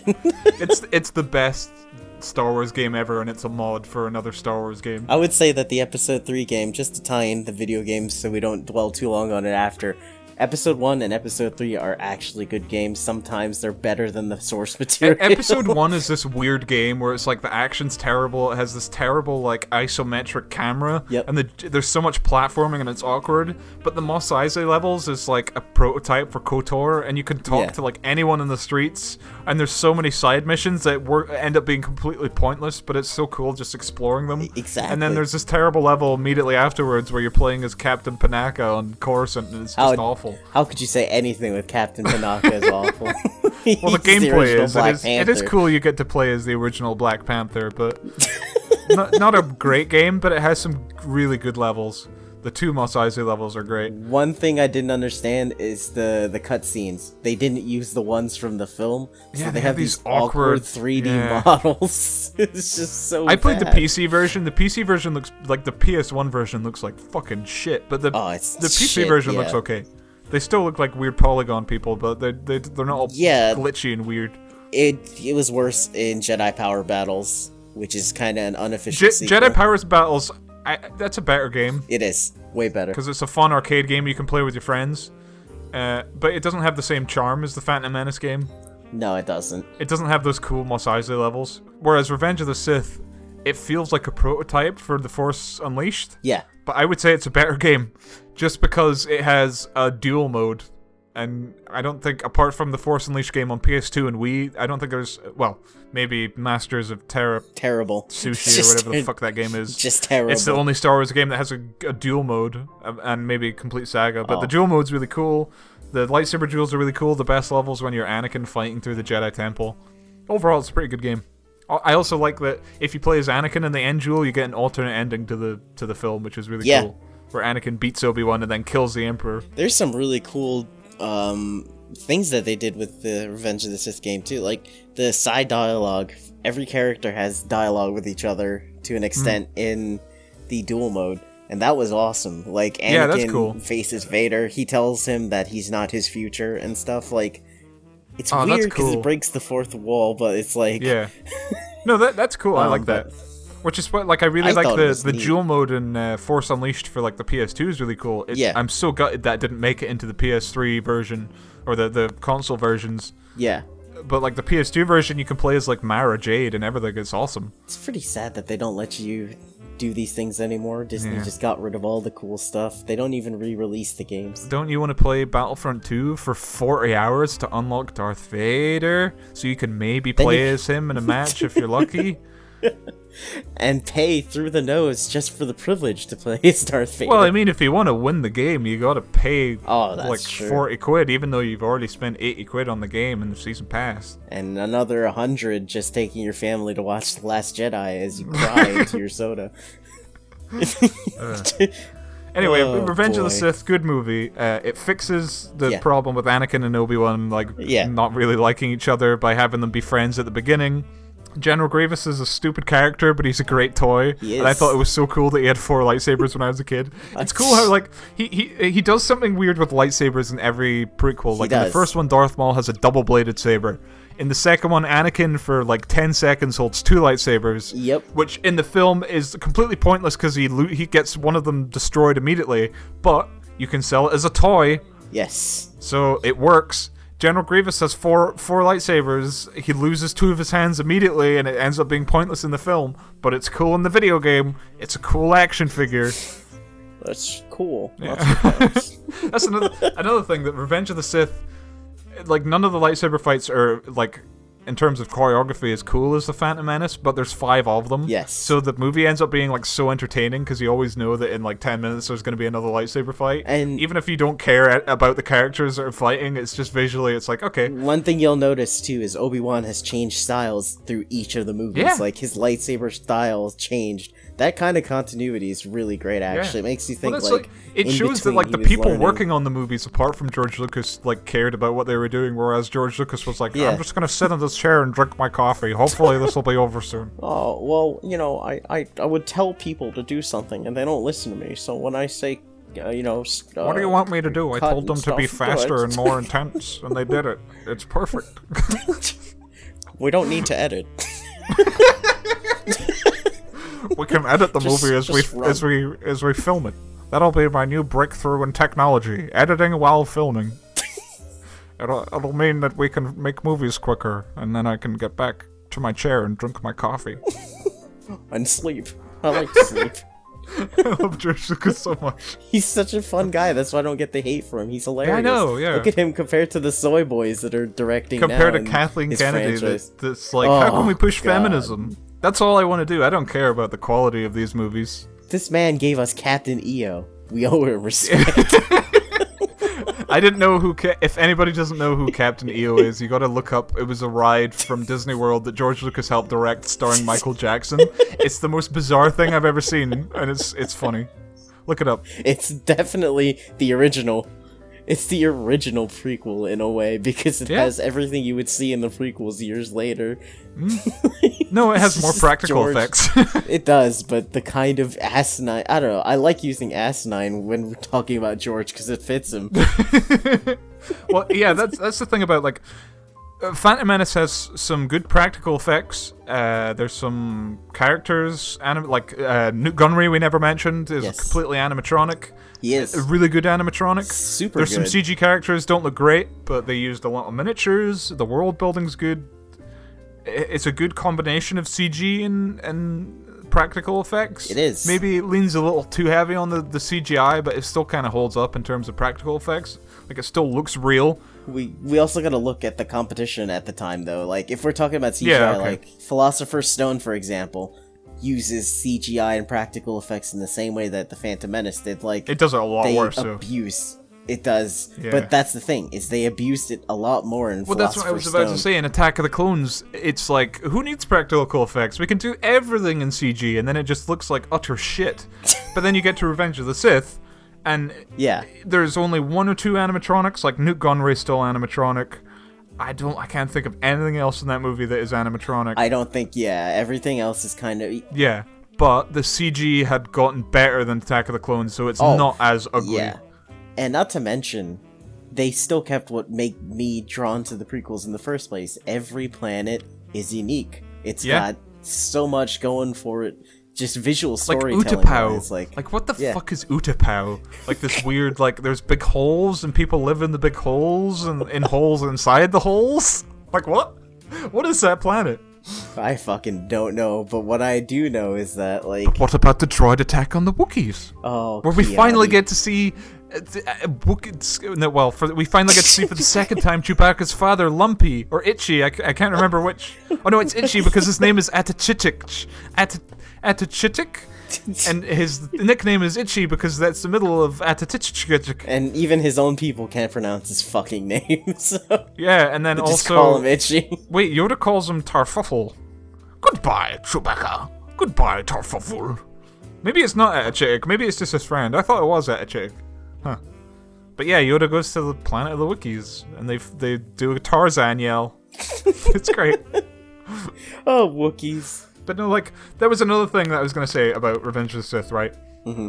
Revenge of the Sith, more than any other Star Wars film, gets Star Wars correctly. Oh, right? for sure. In the original trilogy, the closest it's come to a war is Return of the Jedi, when the space battle in Return of the Jedi is probably the best space battle in any Star Wars movie. Like, it's still got practical effects, it's epic, like, big scale. Maybe you don't much care for what's happening because you care more about what's happening with Luke, but, you know, visually it looks great. Yeah. But the opening on Coruscant, that is a war. That is the closest Star Wars has come to a grand scale war where there's just hundreds of these freighters in space, like, blowing up. It's great. And let's also go for the visual storytelling. You can tell how much time has passed, too, because if you look at Anakin's grown his hair long. Yeah. Obi-Wan's shaved his terrible mullet. He's got the scar on his eye. I love that cliched little scar on his eye. It's so stupid. Beautiful. What do you mean? It's like the most cliched, like, sexy scar ever. Oh, he's so handsome. He is handsome. All the droids stopped attacking him because he was so handsome, and that's why they all died. They were like staring at the face of a beautiful man, and he's like an Adonis in space flying through. Yeah, Revenge of the Sith. Good CG. It's a shame they didn't use more practical effects. Lightsaber fights are good. Characterization's good. The cringiest scene is where Anakin's talking to Padme on Coruscant after he knows that she's pregnant, and he's like, "You're so beautiful." It's only because I'm so in love. No, it's because I'm so in love with you. So love has blinded you? Wow. Yeah. It's flooding in, like, oh my god. George is a genius, and I think we've misunderstood him for years. He's pointing out that modern courtship is just a fucking waste of time. That's why Anakin strangles Padme with the Force. That's probably one of the weaker aspects of the film is, like, they do show, like, Anakin's, like, turn to the dark, like, especially in Attack of the Clones, where he's, like, he murders the people that kill his mom. Yeah. And you can see the anger in him. But then when you get to, like, Revenge of the Sith, the Emperor just kind of tricks him. Yeah. By telling him that he can save Padme, and then within the space of, like, 10 minutes, he's got, like, glowing orange eyes, and he's evil now. And they don't develop enough time to him turning evil. That's because George wasted so much time doing stupid stuff. Like, yeah. Don't get me wrong, the scene with the dinosaur thing is cool, but it's not really necessary. What dinosaur thing? The little mount that he has when he's chasing Dooku. Oh, Not Dooku, Grievous. I forgot about the weird chicken horse. Yeah, like, I call it a dinosaur because it reminds me of a dinosaur. Well, it does look like a lizard. So, I was just thinking, like, he had so much... Yeah, cut out that whole General Grievous thing is completely useless. It is. You have the war end with Count Dooku, and then you go straight into the whole dark side stuff, and then you have more time to develop Anakin. Yeah. And the whole Order 60, because the whole ending feels, like, really rushed. It's still good. What's there is good. I wish there was more of that. Like, the whole middle bit, it's just kind of a bunch of people talking. Right. And it's not really, like, because the standout star of this movie, and possibly Star Wars in general, is Ian McDiarmid as the Emperor. Yes. Goddamn, he does such a charismatic performance. And he has the best scene with Hayden Christensen with the best acting when he tells them the tragedy of Darth Plagueis the Wise. It's a great That scene. is also the most amazing audio stuff they've ever done. Yeah. Like, it's just like this, like, oh. It's actually really interesting because that's what makes the prequels great, is that everything that they do is bizarre, but to a point that it's like not offensively bizarre. Yeah. You just kind of like It's are interesting. enveloped in the universe. Mm-hmm. Yeah. Yeah, I'd agree with that. Like John Williams really put his all into these movies, because, like, He did. they are very visual. There's not a whole lot of, like, depth to the movie, so he can just focus on, okay, well, you know, something very basic's happening here, but then the movies use the music to tell the story, because George Lucas is such a terrible writer Exactly. that he can't do it with dialogue or writing. So, like, that whole Anakin versus Obi-Wan scene is sold by the score. Yeah. And I love the Battle of the Heroes and Anakin versus Obi-Wan. They're two different songs, but they're both great. Dude, I have to say that is definitely the best way to have ended the prequels, is that lightsaber fight. Oh yeah, definitely. It's like the culmination of the entire Clone Wars, the anger and all that that they have against not just each other, because they hated each other at this point, obviously, but like that was just amazing to behold. I think the duel does go on a little bit too long. Like, I hate the bit where they're floating on the lava and they're on that thing and it goes down the river and Anakin jumps off. Cut all that. Just have them... The thing falls down and then they land on the little floating things and they fight on the river. Just skip that, because apparently, like, I saw some animatics recently where there was supposed to be more of Yoda and the Emperor fighting, which, like, credit where it's due. The Count Dooku versus Yoda scene is so stupid it's funny, but the Emperor fighting Yoda is fucking cool. It is. Two characters that do not need to use lightsabers, but it's cool to see them fight. That's true. And there's a lot of, like, Force duel in there where, like, the Emperor uses lightning and they're throwing stuff at each other. You know, that is just incredible, because it's like, people have waited for this. They may not realize it, but they have been waiting for it, and when it finally happens, it's really cool to behold. Like, it's stupid, don't get me wrong, it's really stupid, but fuck me, is it great looking.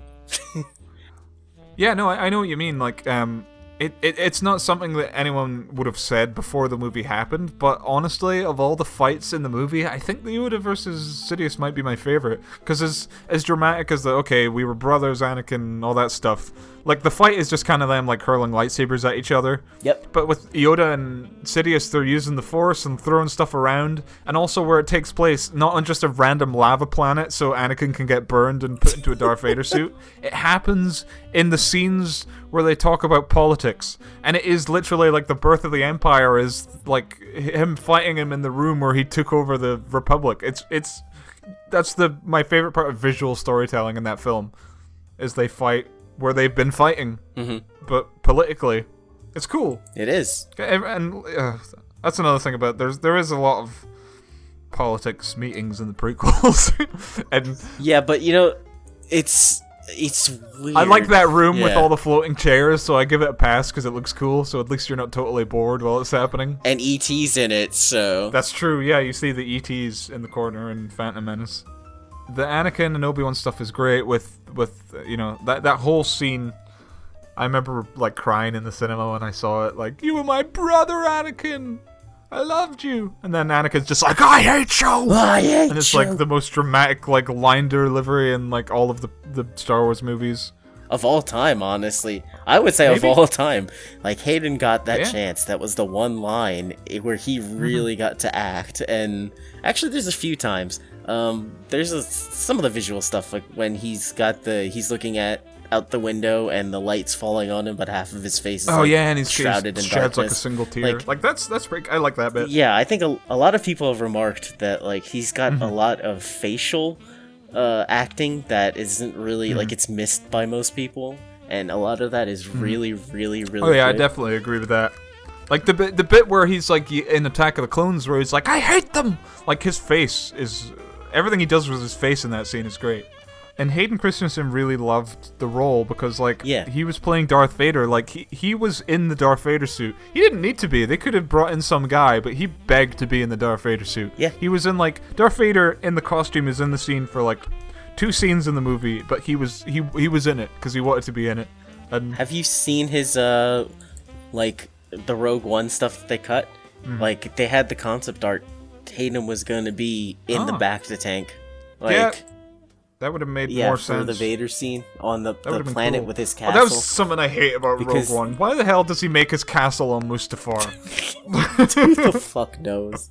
That was such a stupid way to shoehorn Darth Be Vader. careful not to choke on your aspirations, Commissioner. He pronounces it like a fucking Austin Powers joke.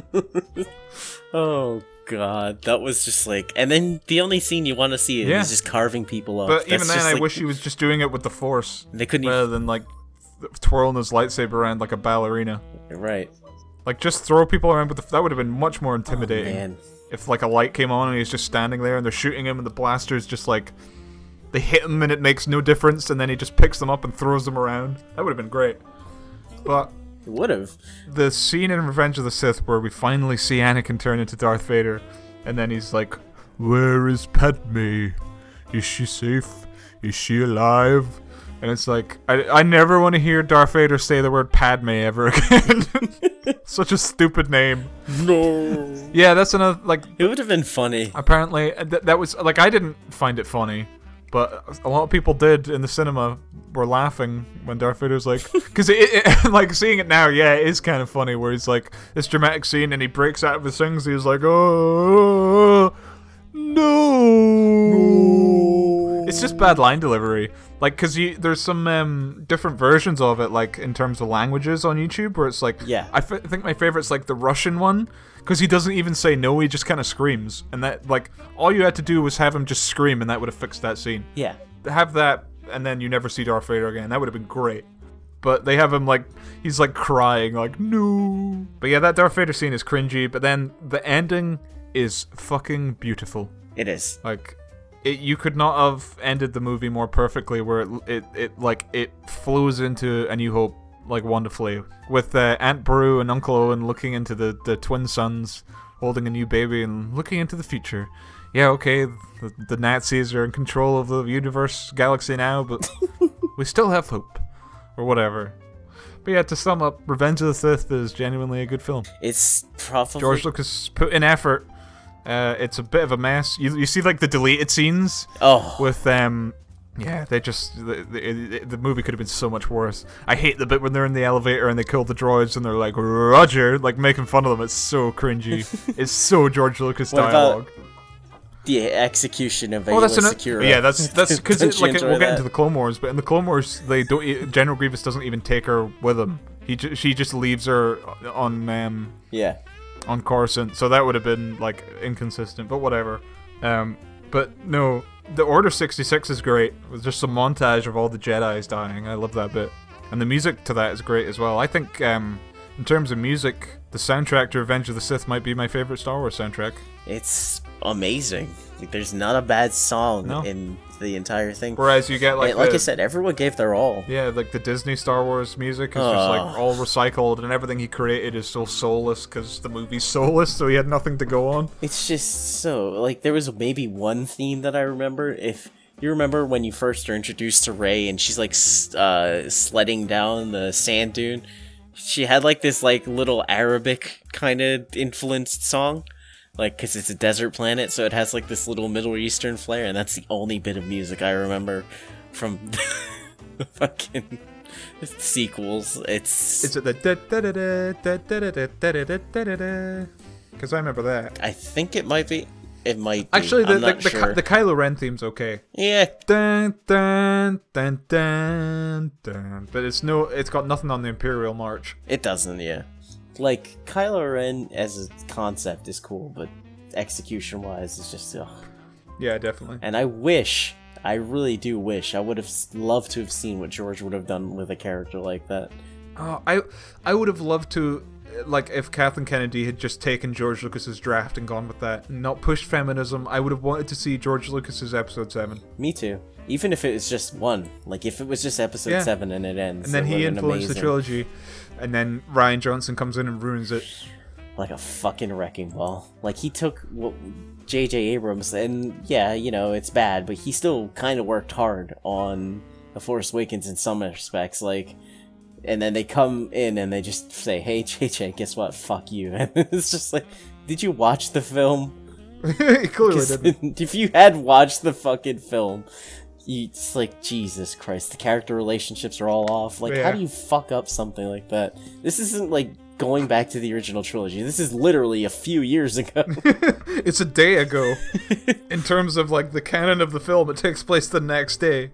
Awful. Let's not get into that. No, that's for another day. Well, I think, to sum up, the thing about the Star Wars prequels is, maybe not in terms of, like, I still say that, like, the original trilogy is better, but in terms of, like, the culture of Star Wars, when the prequels, like, the early 2000s was the peak of Star Wars, when the prequels were coming out. Yeah. Not just in terms of films, but that was when the best Star Wars video games came out. Yep. The best Star Wars action figures and merchandise came out. There was Star Wars parodies everywhere. Like, the love of Star Wars was there. And now it's become so soulless. And like empty. George Lucas always made it to make merchandise, but he made good merchandise. But you didn't feel guilty about buying a George Lucas action figure. Yeah. You feel dirty buying anything from these films. Like, another key point, too, is, like, not only was it the, like, cultural phenomenon Star Wars was at its strongest since 1977, but, like, the very idea of escaping to the Star Wars universe felt great. Like you said, the video games, everything was on point. You had so much fun playing those games, and the excitement was like... And there were so many great Star Wars games released that are still good today. Like, Republic Commandos, pretty good game. Battlefront 2, fucking amazing game. KOTOR is good, although I've never really played all of it. Some of them shouldn't even work, like, if you think about it. Like, but they're still great. Yeah. Like, the Revenge of the Sith game, as we said, is pretty good. Nothing holds a candle to Jedi Outcast, possibly the best Star Wars video game ever made. It is. Academy's great too, but for different reasons. Yeah, Academy has a better engine, and it has great multiplayer, but the campaign sucks. It's mostly just hallways, and the story's terrible. But Jedi Outcast is like... Jedi Outcast, I say, is like the best interpretation of Star Wars in a video game, because it feels like you're playing a Star Wars movie, and it's not like... Look, it's not a movie game, it's its own contained story.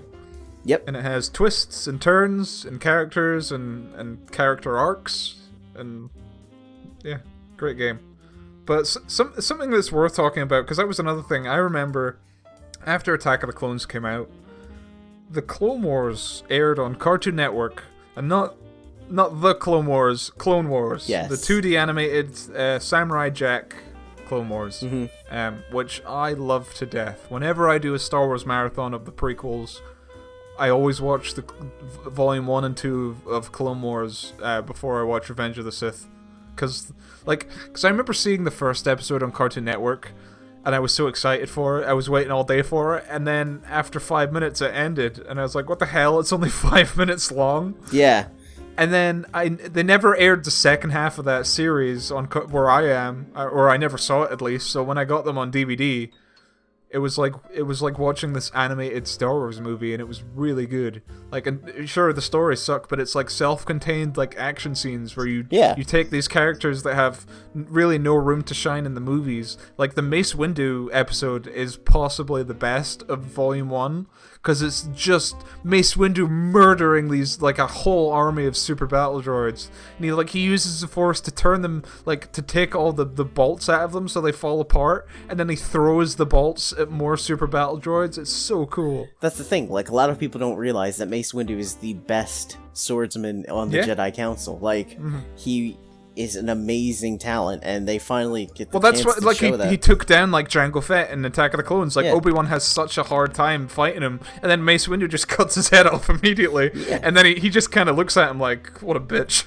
Like, what, this guy was supposed to be a challenge? Yeah, and that's what's great. Like, I know what you mean, because I remember I had the action figures for the animated Clone Wars, not the 3D one. Oh, I like, wish I could have got, because I saw them, but like the articulation for them just wasn't very good. It's awful. And I thought in my head, awful, like, but...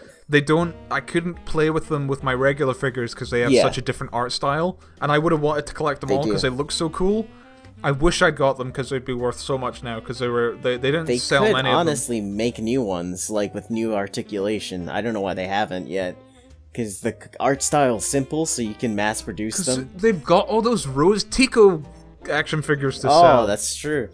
That I can Don't build a you house want out of. 10 Rose Tico action figures? You know what? When I go back to work Saturday, I'm going to the Disney store right next door, and I'm buying every Rose Tico figure that they haven't sold since The Last Jedi has Please debuted burn in them all. theaters. Burn all of them. I'm gonna get all the Rose Ticos. I'm talking disguised Rose Tico, fat Rose Tico, fatter Rose Tico. Every Rose Tico is fat Rose Tico. Chinese buffet Rose Tico. Going back to the cartoon Clone Wars, Volume 2 is genuinely... Oh, wait, no, Volume 1, my favorite moment is Anakin versus Asajj Ventress. Great duel. I feel like the 3D Clone Wars used her too much, and they misused her as like another villain when they really didn't need one. Yeah. I love how she's used in the 2D Clone Wars, because she's just this assassin that Count Dooku hired.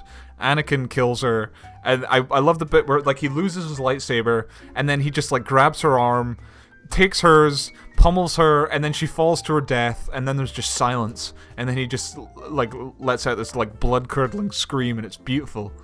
See, that's the beauty of like... That's the thing. The prequels era really brought a lot of this kind of stuff to the Star Wars universe, at least on screen.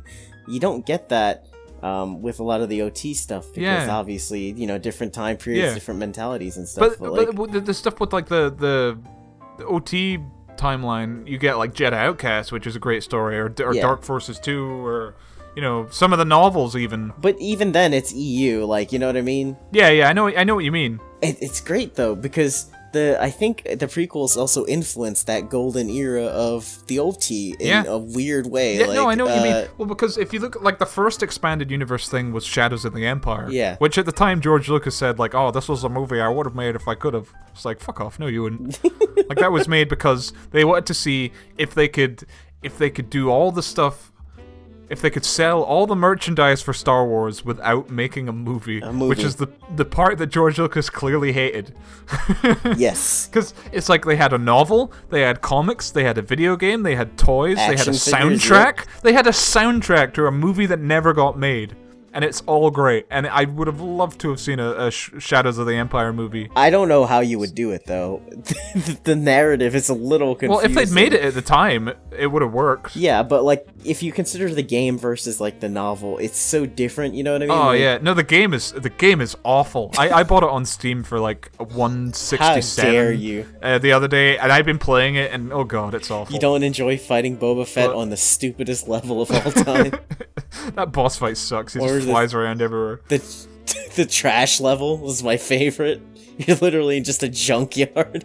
That is actually stupid. like it was for the time. It was pretty cool. Like It was. on these like trains and jumping off them and stuff. But you go back to it and it's like, oh god, this sucks. Do you like the weapons though? The thermal grenades and all that stuff. It's fucking hilarious. Yeah. I wish I'd bought a Dash Rendar action figure because I remember seeing them in the shops. Yeah, you can't get those now. There was also like a Kyle Katarn action figure released around the same time, but it was a very bad action figure, and it didn't really look a lot like Kyle Katarn.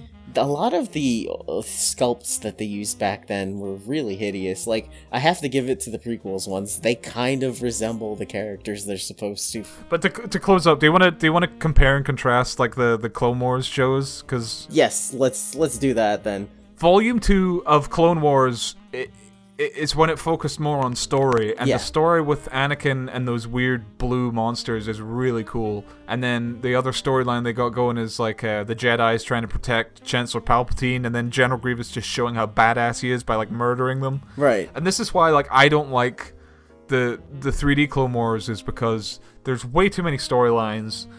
Not most of them aren't very good. It's like they completely ruin the continuity, even of the prequels, where like Obi-Wan and General Grievous fight so many times. Same with Anakin, and then in Revenge of the Sith, General Grievous is like, "I thought you'd be taller." It's like, you've met before several times. Yep. But then with the Clone Wars, like they line up perfectly, and it just shows how like terrifying. Like I love the interpretation of General Grievous on that 2D Clone Wars. Oh, yeah. He's just this terrifying monster that just murders everyone, and people are scared of him. And I love how ruthless. And then it even explains like how he got the cough that he has in Revenge of the Sith, because like Mace Windu almost crushes him to death, but he just manages to escape. I was gonna say that was probably my highlight of that. Yeah. Was the whole story between Windu and Grievous. Like, that was awesome.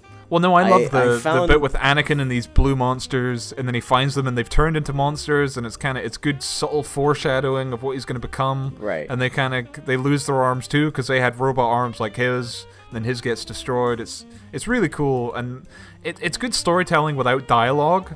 But then you get the 3D Clone Wars where there's loads of dialogue and it's all cringy, and you bring in Ahsoka Tano. I'm from the other end of the spectrum. I didn't watch the entirety of the 3D Clone Wars. I just picked and Me chose neither. what appealed to me me. too. There was great episodes.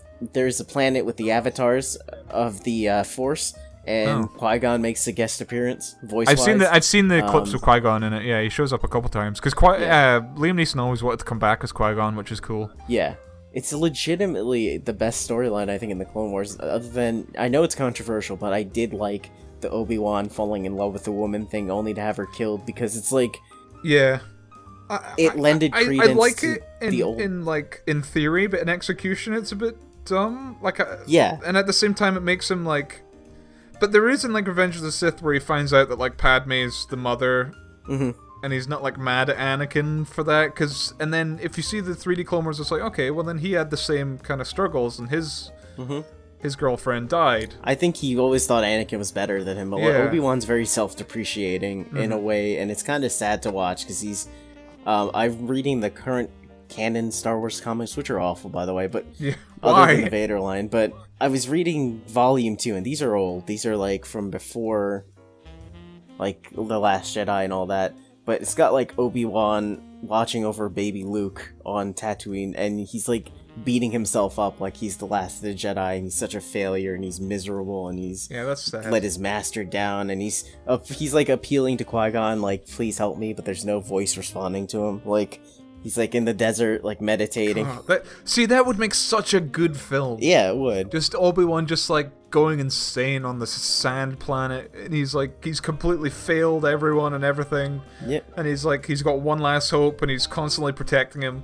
And then don't ruin it like Rebels did and have Darth Maul show up, and then he's like, oh shit, I gotta get my ass into gear or this guy's gonna kill the only hope in the galaxy we have left. Yep. That's such a cool idea for a movie. It is. And they fucking ruined it with Rebels. And this is why I hate the 3D Clone Wars, is because like Rebels is terrible, and so much of Rebels is in the Clone Wars. To be fair, Rebels for some reason found a way to make itself worse than the 3D Clone Wars. That's like, true. Yeah, there's Clone not Wars. a single likable character in Yeah. Rebels. Like, they add Thrawn and all this stuff to try and sell the show. The thing that pisses me off most about Rebels is that they steal so much from Kyle Katarn and they just ruin him. Right.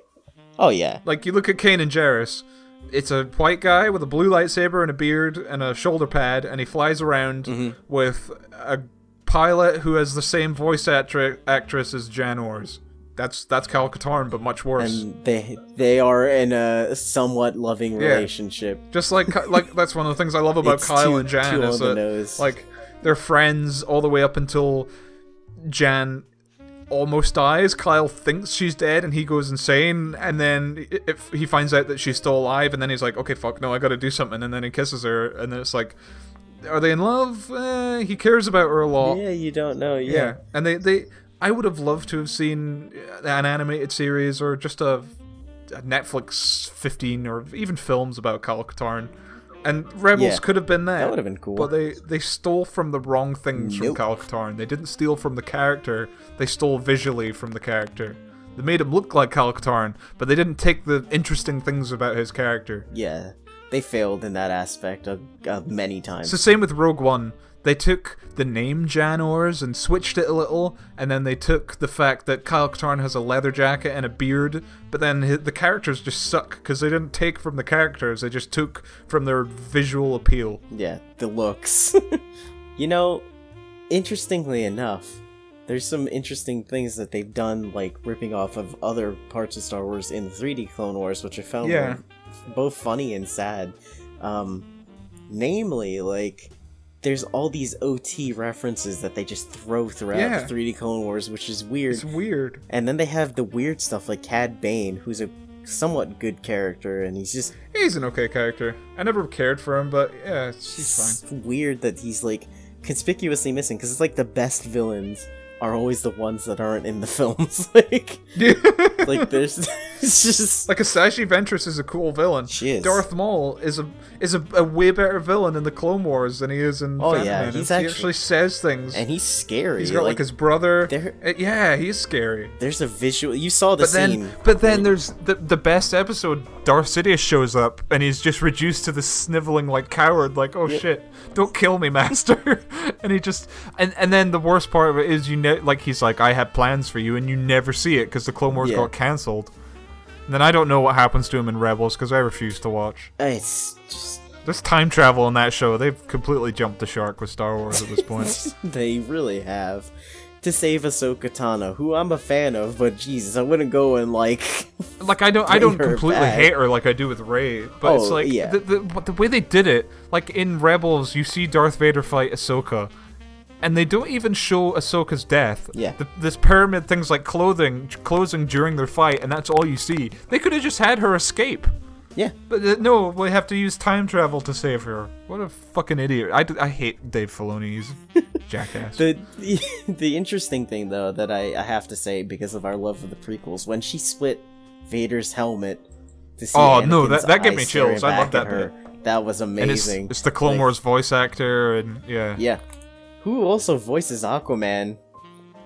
Oh, I always found that funny. He voices Aquaman in the Justice League animated films. Weird. That is one of the good things about Rebels, is that they brought back Ian McDiarmid as the Emperor and James Earl Jones as Darth Vader, and they managed to get Billy D. Williams in before or after he's pansexual or whatever. It's gonna be so bad. I can't wait for Solo. It's gonna be our new favorite prequel. I hope it's so bad it's good. To sum up, it's just gonna be this whole pointless conversation. It was a good one, though. It's been a long time ago in a galaxy far, far away. Star Wars was a great series of films, with a really good plethora of other stuff. That's not a good way to sum up. Fuck it. That'll do. I've got my version of it. Yeah, go for it. Star Wars, a long time ago in a galaxy far, far away, was a film series about escapism. The politics were relegated to just that, politics. They weren't gender politics. They weren't identity politics. They were space politics. They weren't identity politics. Exactly. That's, and that's the main thing, that the prequels are like a breath of fresh air, because they're politically incorrect. These get racist caricatures, for Christ's sake. It's just... She can't do that. George... Shoot her, something. No, there are two of them. This is getting out of hand. See?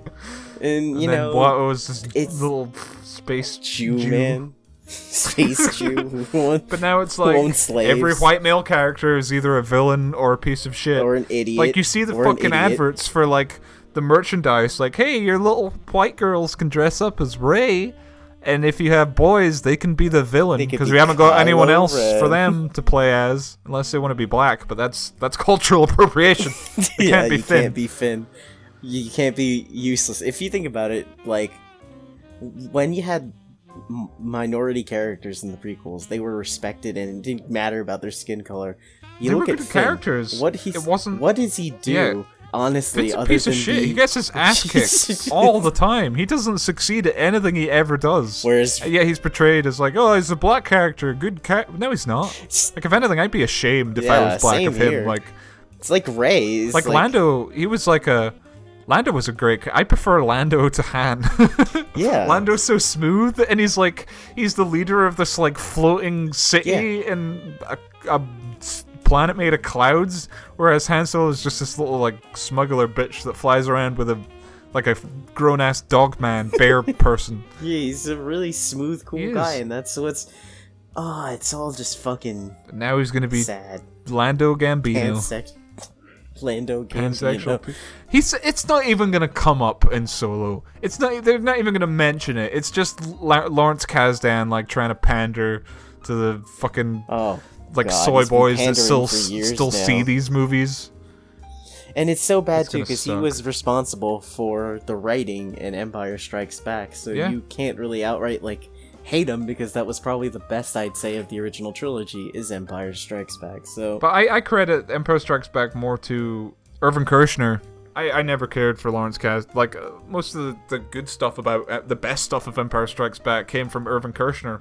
Like the whole "I love you, I know" dialogue was Irvin Kershner. Like, this isn't working. Harrison, just say the first thing that comes to your head. But in summation, I will have to say that the prequels really brought me into the fold, as I was always a bigger fan of those because everything was just bigger, grander, the scale was more sweeping, there was Yeah. all kinds of things going on at the same time in the comics. I had fucking Jango Fett comics, I had Sam Wiesel Yeah, comics. we had I all the action figures, we had action all the figures, games. Yeah, I had the Polly Pocket type fucking things. I don't know if Yeah, they had little Polly micro Pocket in the UK. characters, yeah. The micro We have the character Lego things. as well. Yes. The Lego is definitely like the highest point of Star Wars franchise. Yeah. Like they were like the greatest things, even though they were obscenely priced for what you got. Oh, yeah, but yeah. Still, It's like 200 quid looks-wise. for a toy. Ridiculous. the feel was great. But you know, a lot of what I owe today, like even Aquaman is saying that it's more like the Star Wars prequels than the other DC films because of the sweeping adventure and stuff. So it's like everything is kind of owes back to that. Like the whole fact that they're making anthology films comes from the prequels. Yeah. I mean, Something we never that mentioned all- about the prequels is they are the best memes ever. yeah, they are. There are so many great memes that come from the prequels. Just lines of dialogue become memes. Any line of dialogue in the prequel trilogy is a meme at this point. It is. Every single line of dialogue is a meme. It seems Revenge of the Sith though gets it the most out of the three. I'd have to Yeah. say by far the memes are generally, especially the General Kenobi thing. It all. That's the biggest one going on at the moment. Yeah. Whenever anybody says hello there to me, I always reply with section ratio, General. Section ratio. Which is a much better name than Obi-Wan Kenobi. It is. It is. I hope Ewan McGregor responds to both. If you meet Ewan McGregor, please have him sign something. Please sign Everybody is Good. What? It's what you say in the third Gather's Backstroke of the West instead of hello there. I don't remember doing A day after the fair, jump!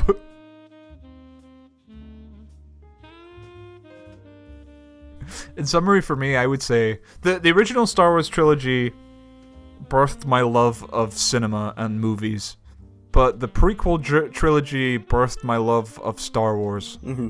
That's a very good way of saying it, honestly. And not just because of the films, but because of the games and the toys and the cartoon show and everything that the prequels spawned. They're all better than the prequels as well, mostly. Yeah.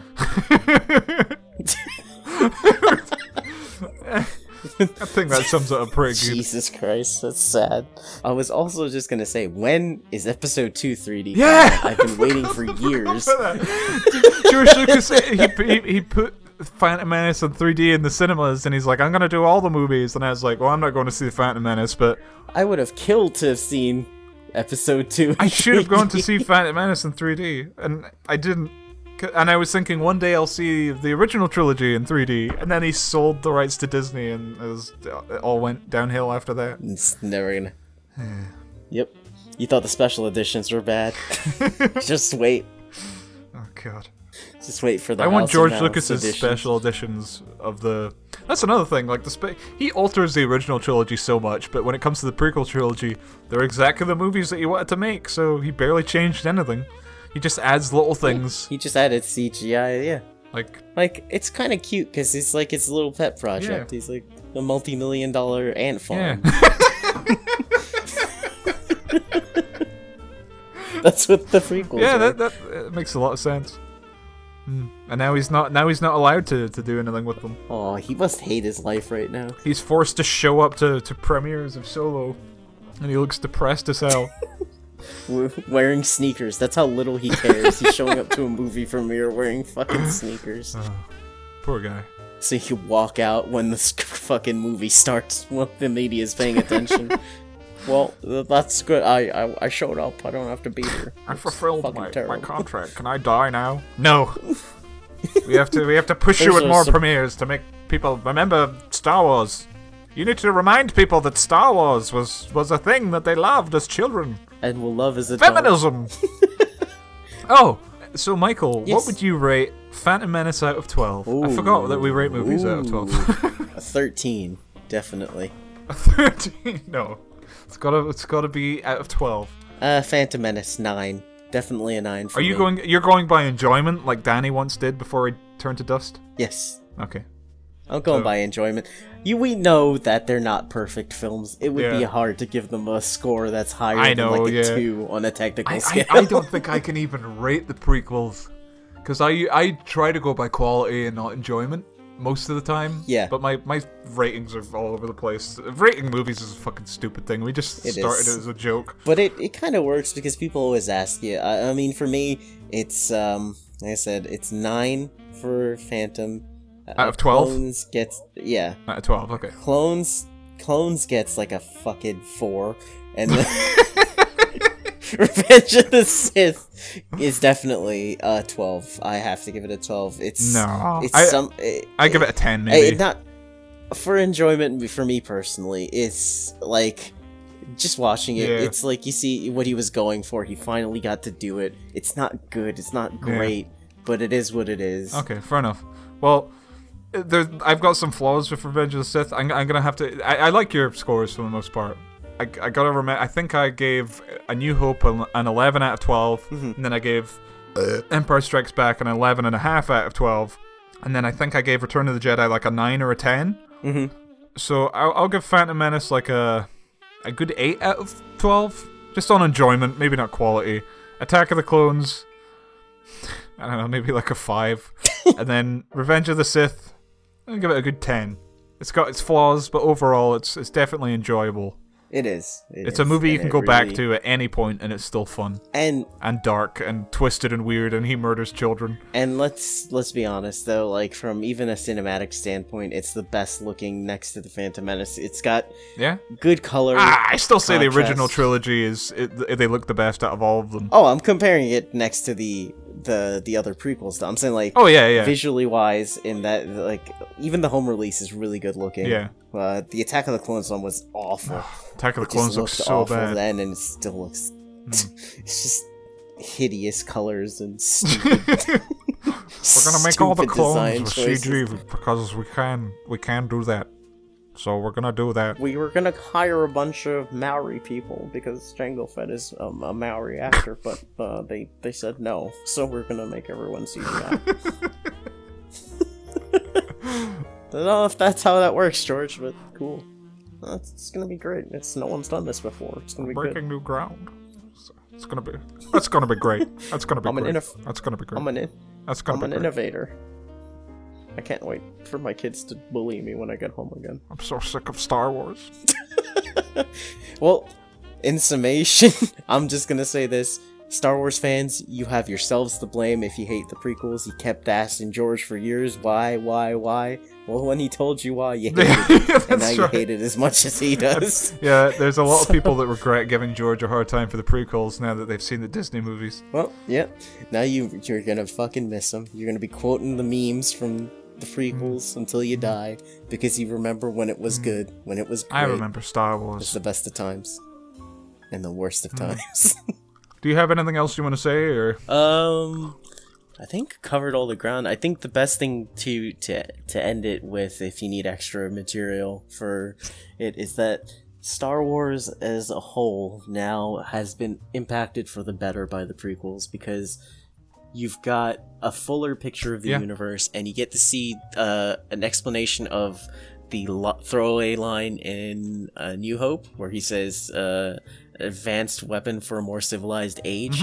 And you see that in the prequels, like how much more civilized the galaxy was. They really make the Jedi just exactly what you always imagined them to be, which is just these space ninjas, space wizard ninjas, and it's awesome. They're like superheroes. They are just superheroes. And it makes sense though in the continuity why Luke can't do all these flips and stuff, because his master died. His master sucked. The same day. The duel between Obi-Wan and Darth Vader is fucking terrible. They just kind of touch their swords a little bit, and then Obi-Wan kills himself. Well, that'd be Alec Guinness saying, "This is a shit film. I'm not starring in it." Laser sword? I'm not saying that. What about a light sword? A lightsaber, maybe?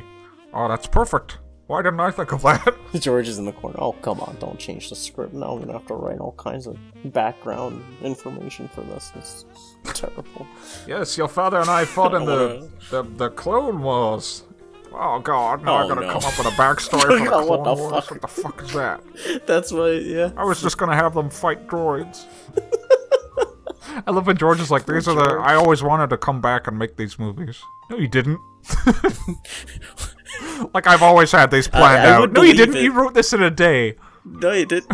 You did. No, he didn't. Asshole. He wrote Attack of the Clones in like 2 hours. He wrote Attack of the Clones in the exact runtime of the movie. He wrote it as he was filming that movie. He wrote it while he was having his morning shit from coffee. Just... Oh, wow, that's 2 shits I made today. A fully grown stool. This is great. My doctor will be happy. I'll write a film that is the equivalent of this. It's going to be fantastic. People are going to love it. They're going to line up. He was having his morning poo and he looked at it and he's like, this is giving me a great idea for the new Star Wars movie. It's the greatest film that was never made, and it'll be made I always now. wanted to make this movie about people fighting bugs, and then his mom gets raped, and then C-3PO, he's a droid, and he wants to kill the Jedi, but then R2 puts his head back on. Yep. And then Yoda jumps around and goes, ah! I've been wanting to make this movie for 30 years. He's just been sitting in his little chair, thinking about these things since the release of The Return of the Jedi. Oh, poor Georgie. Poor George. That's the note you want to end it on.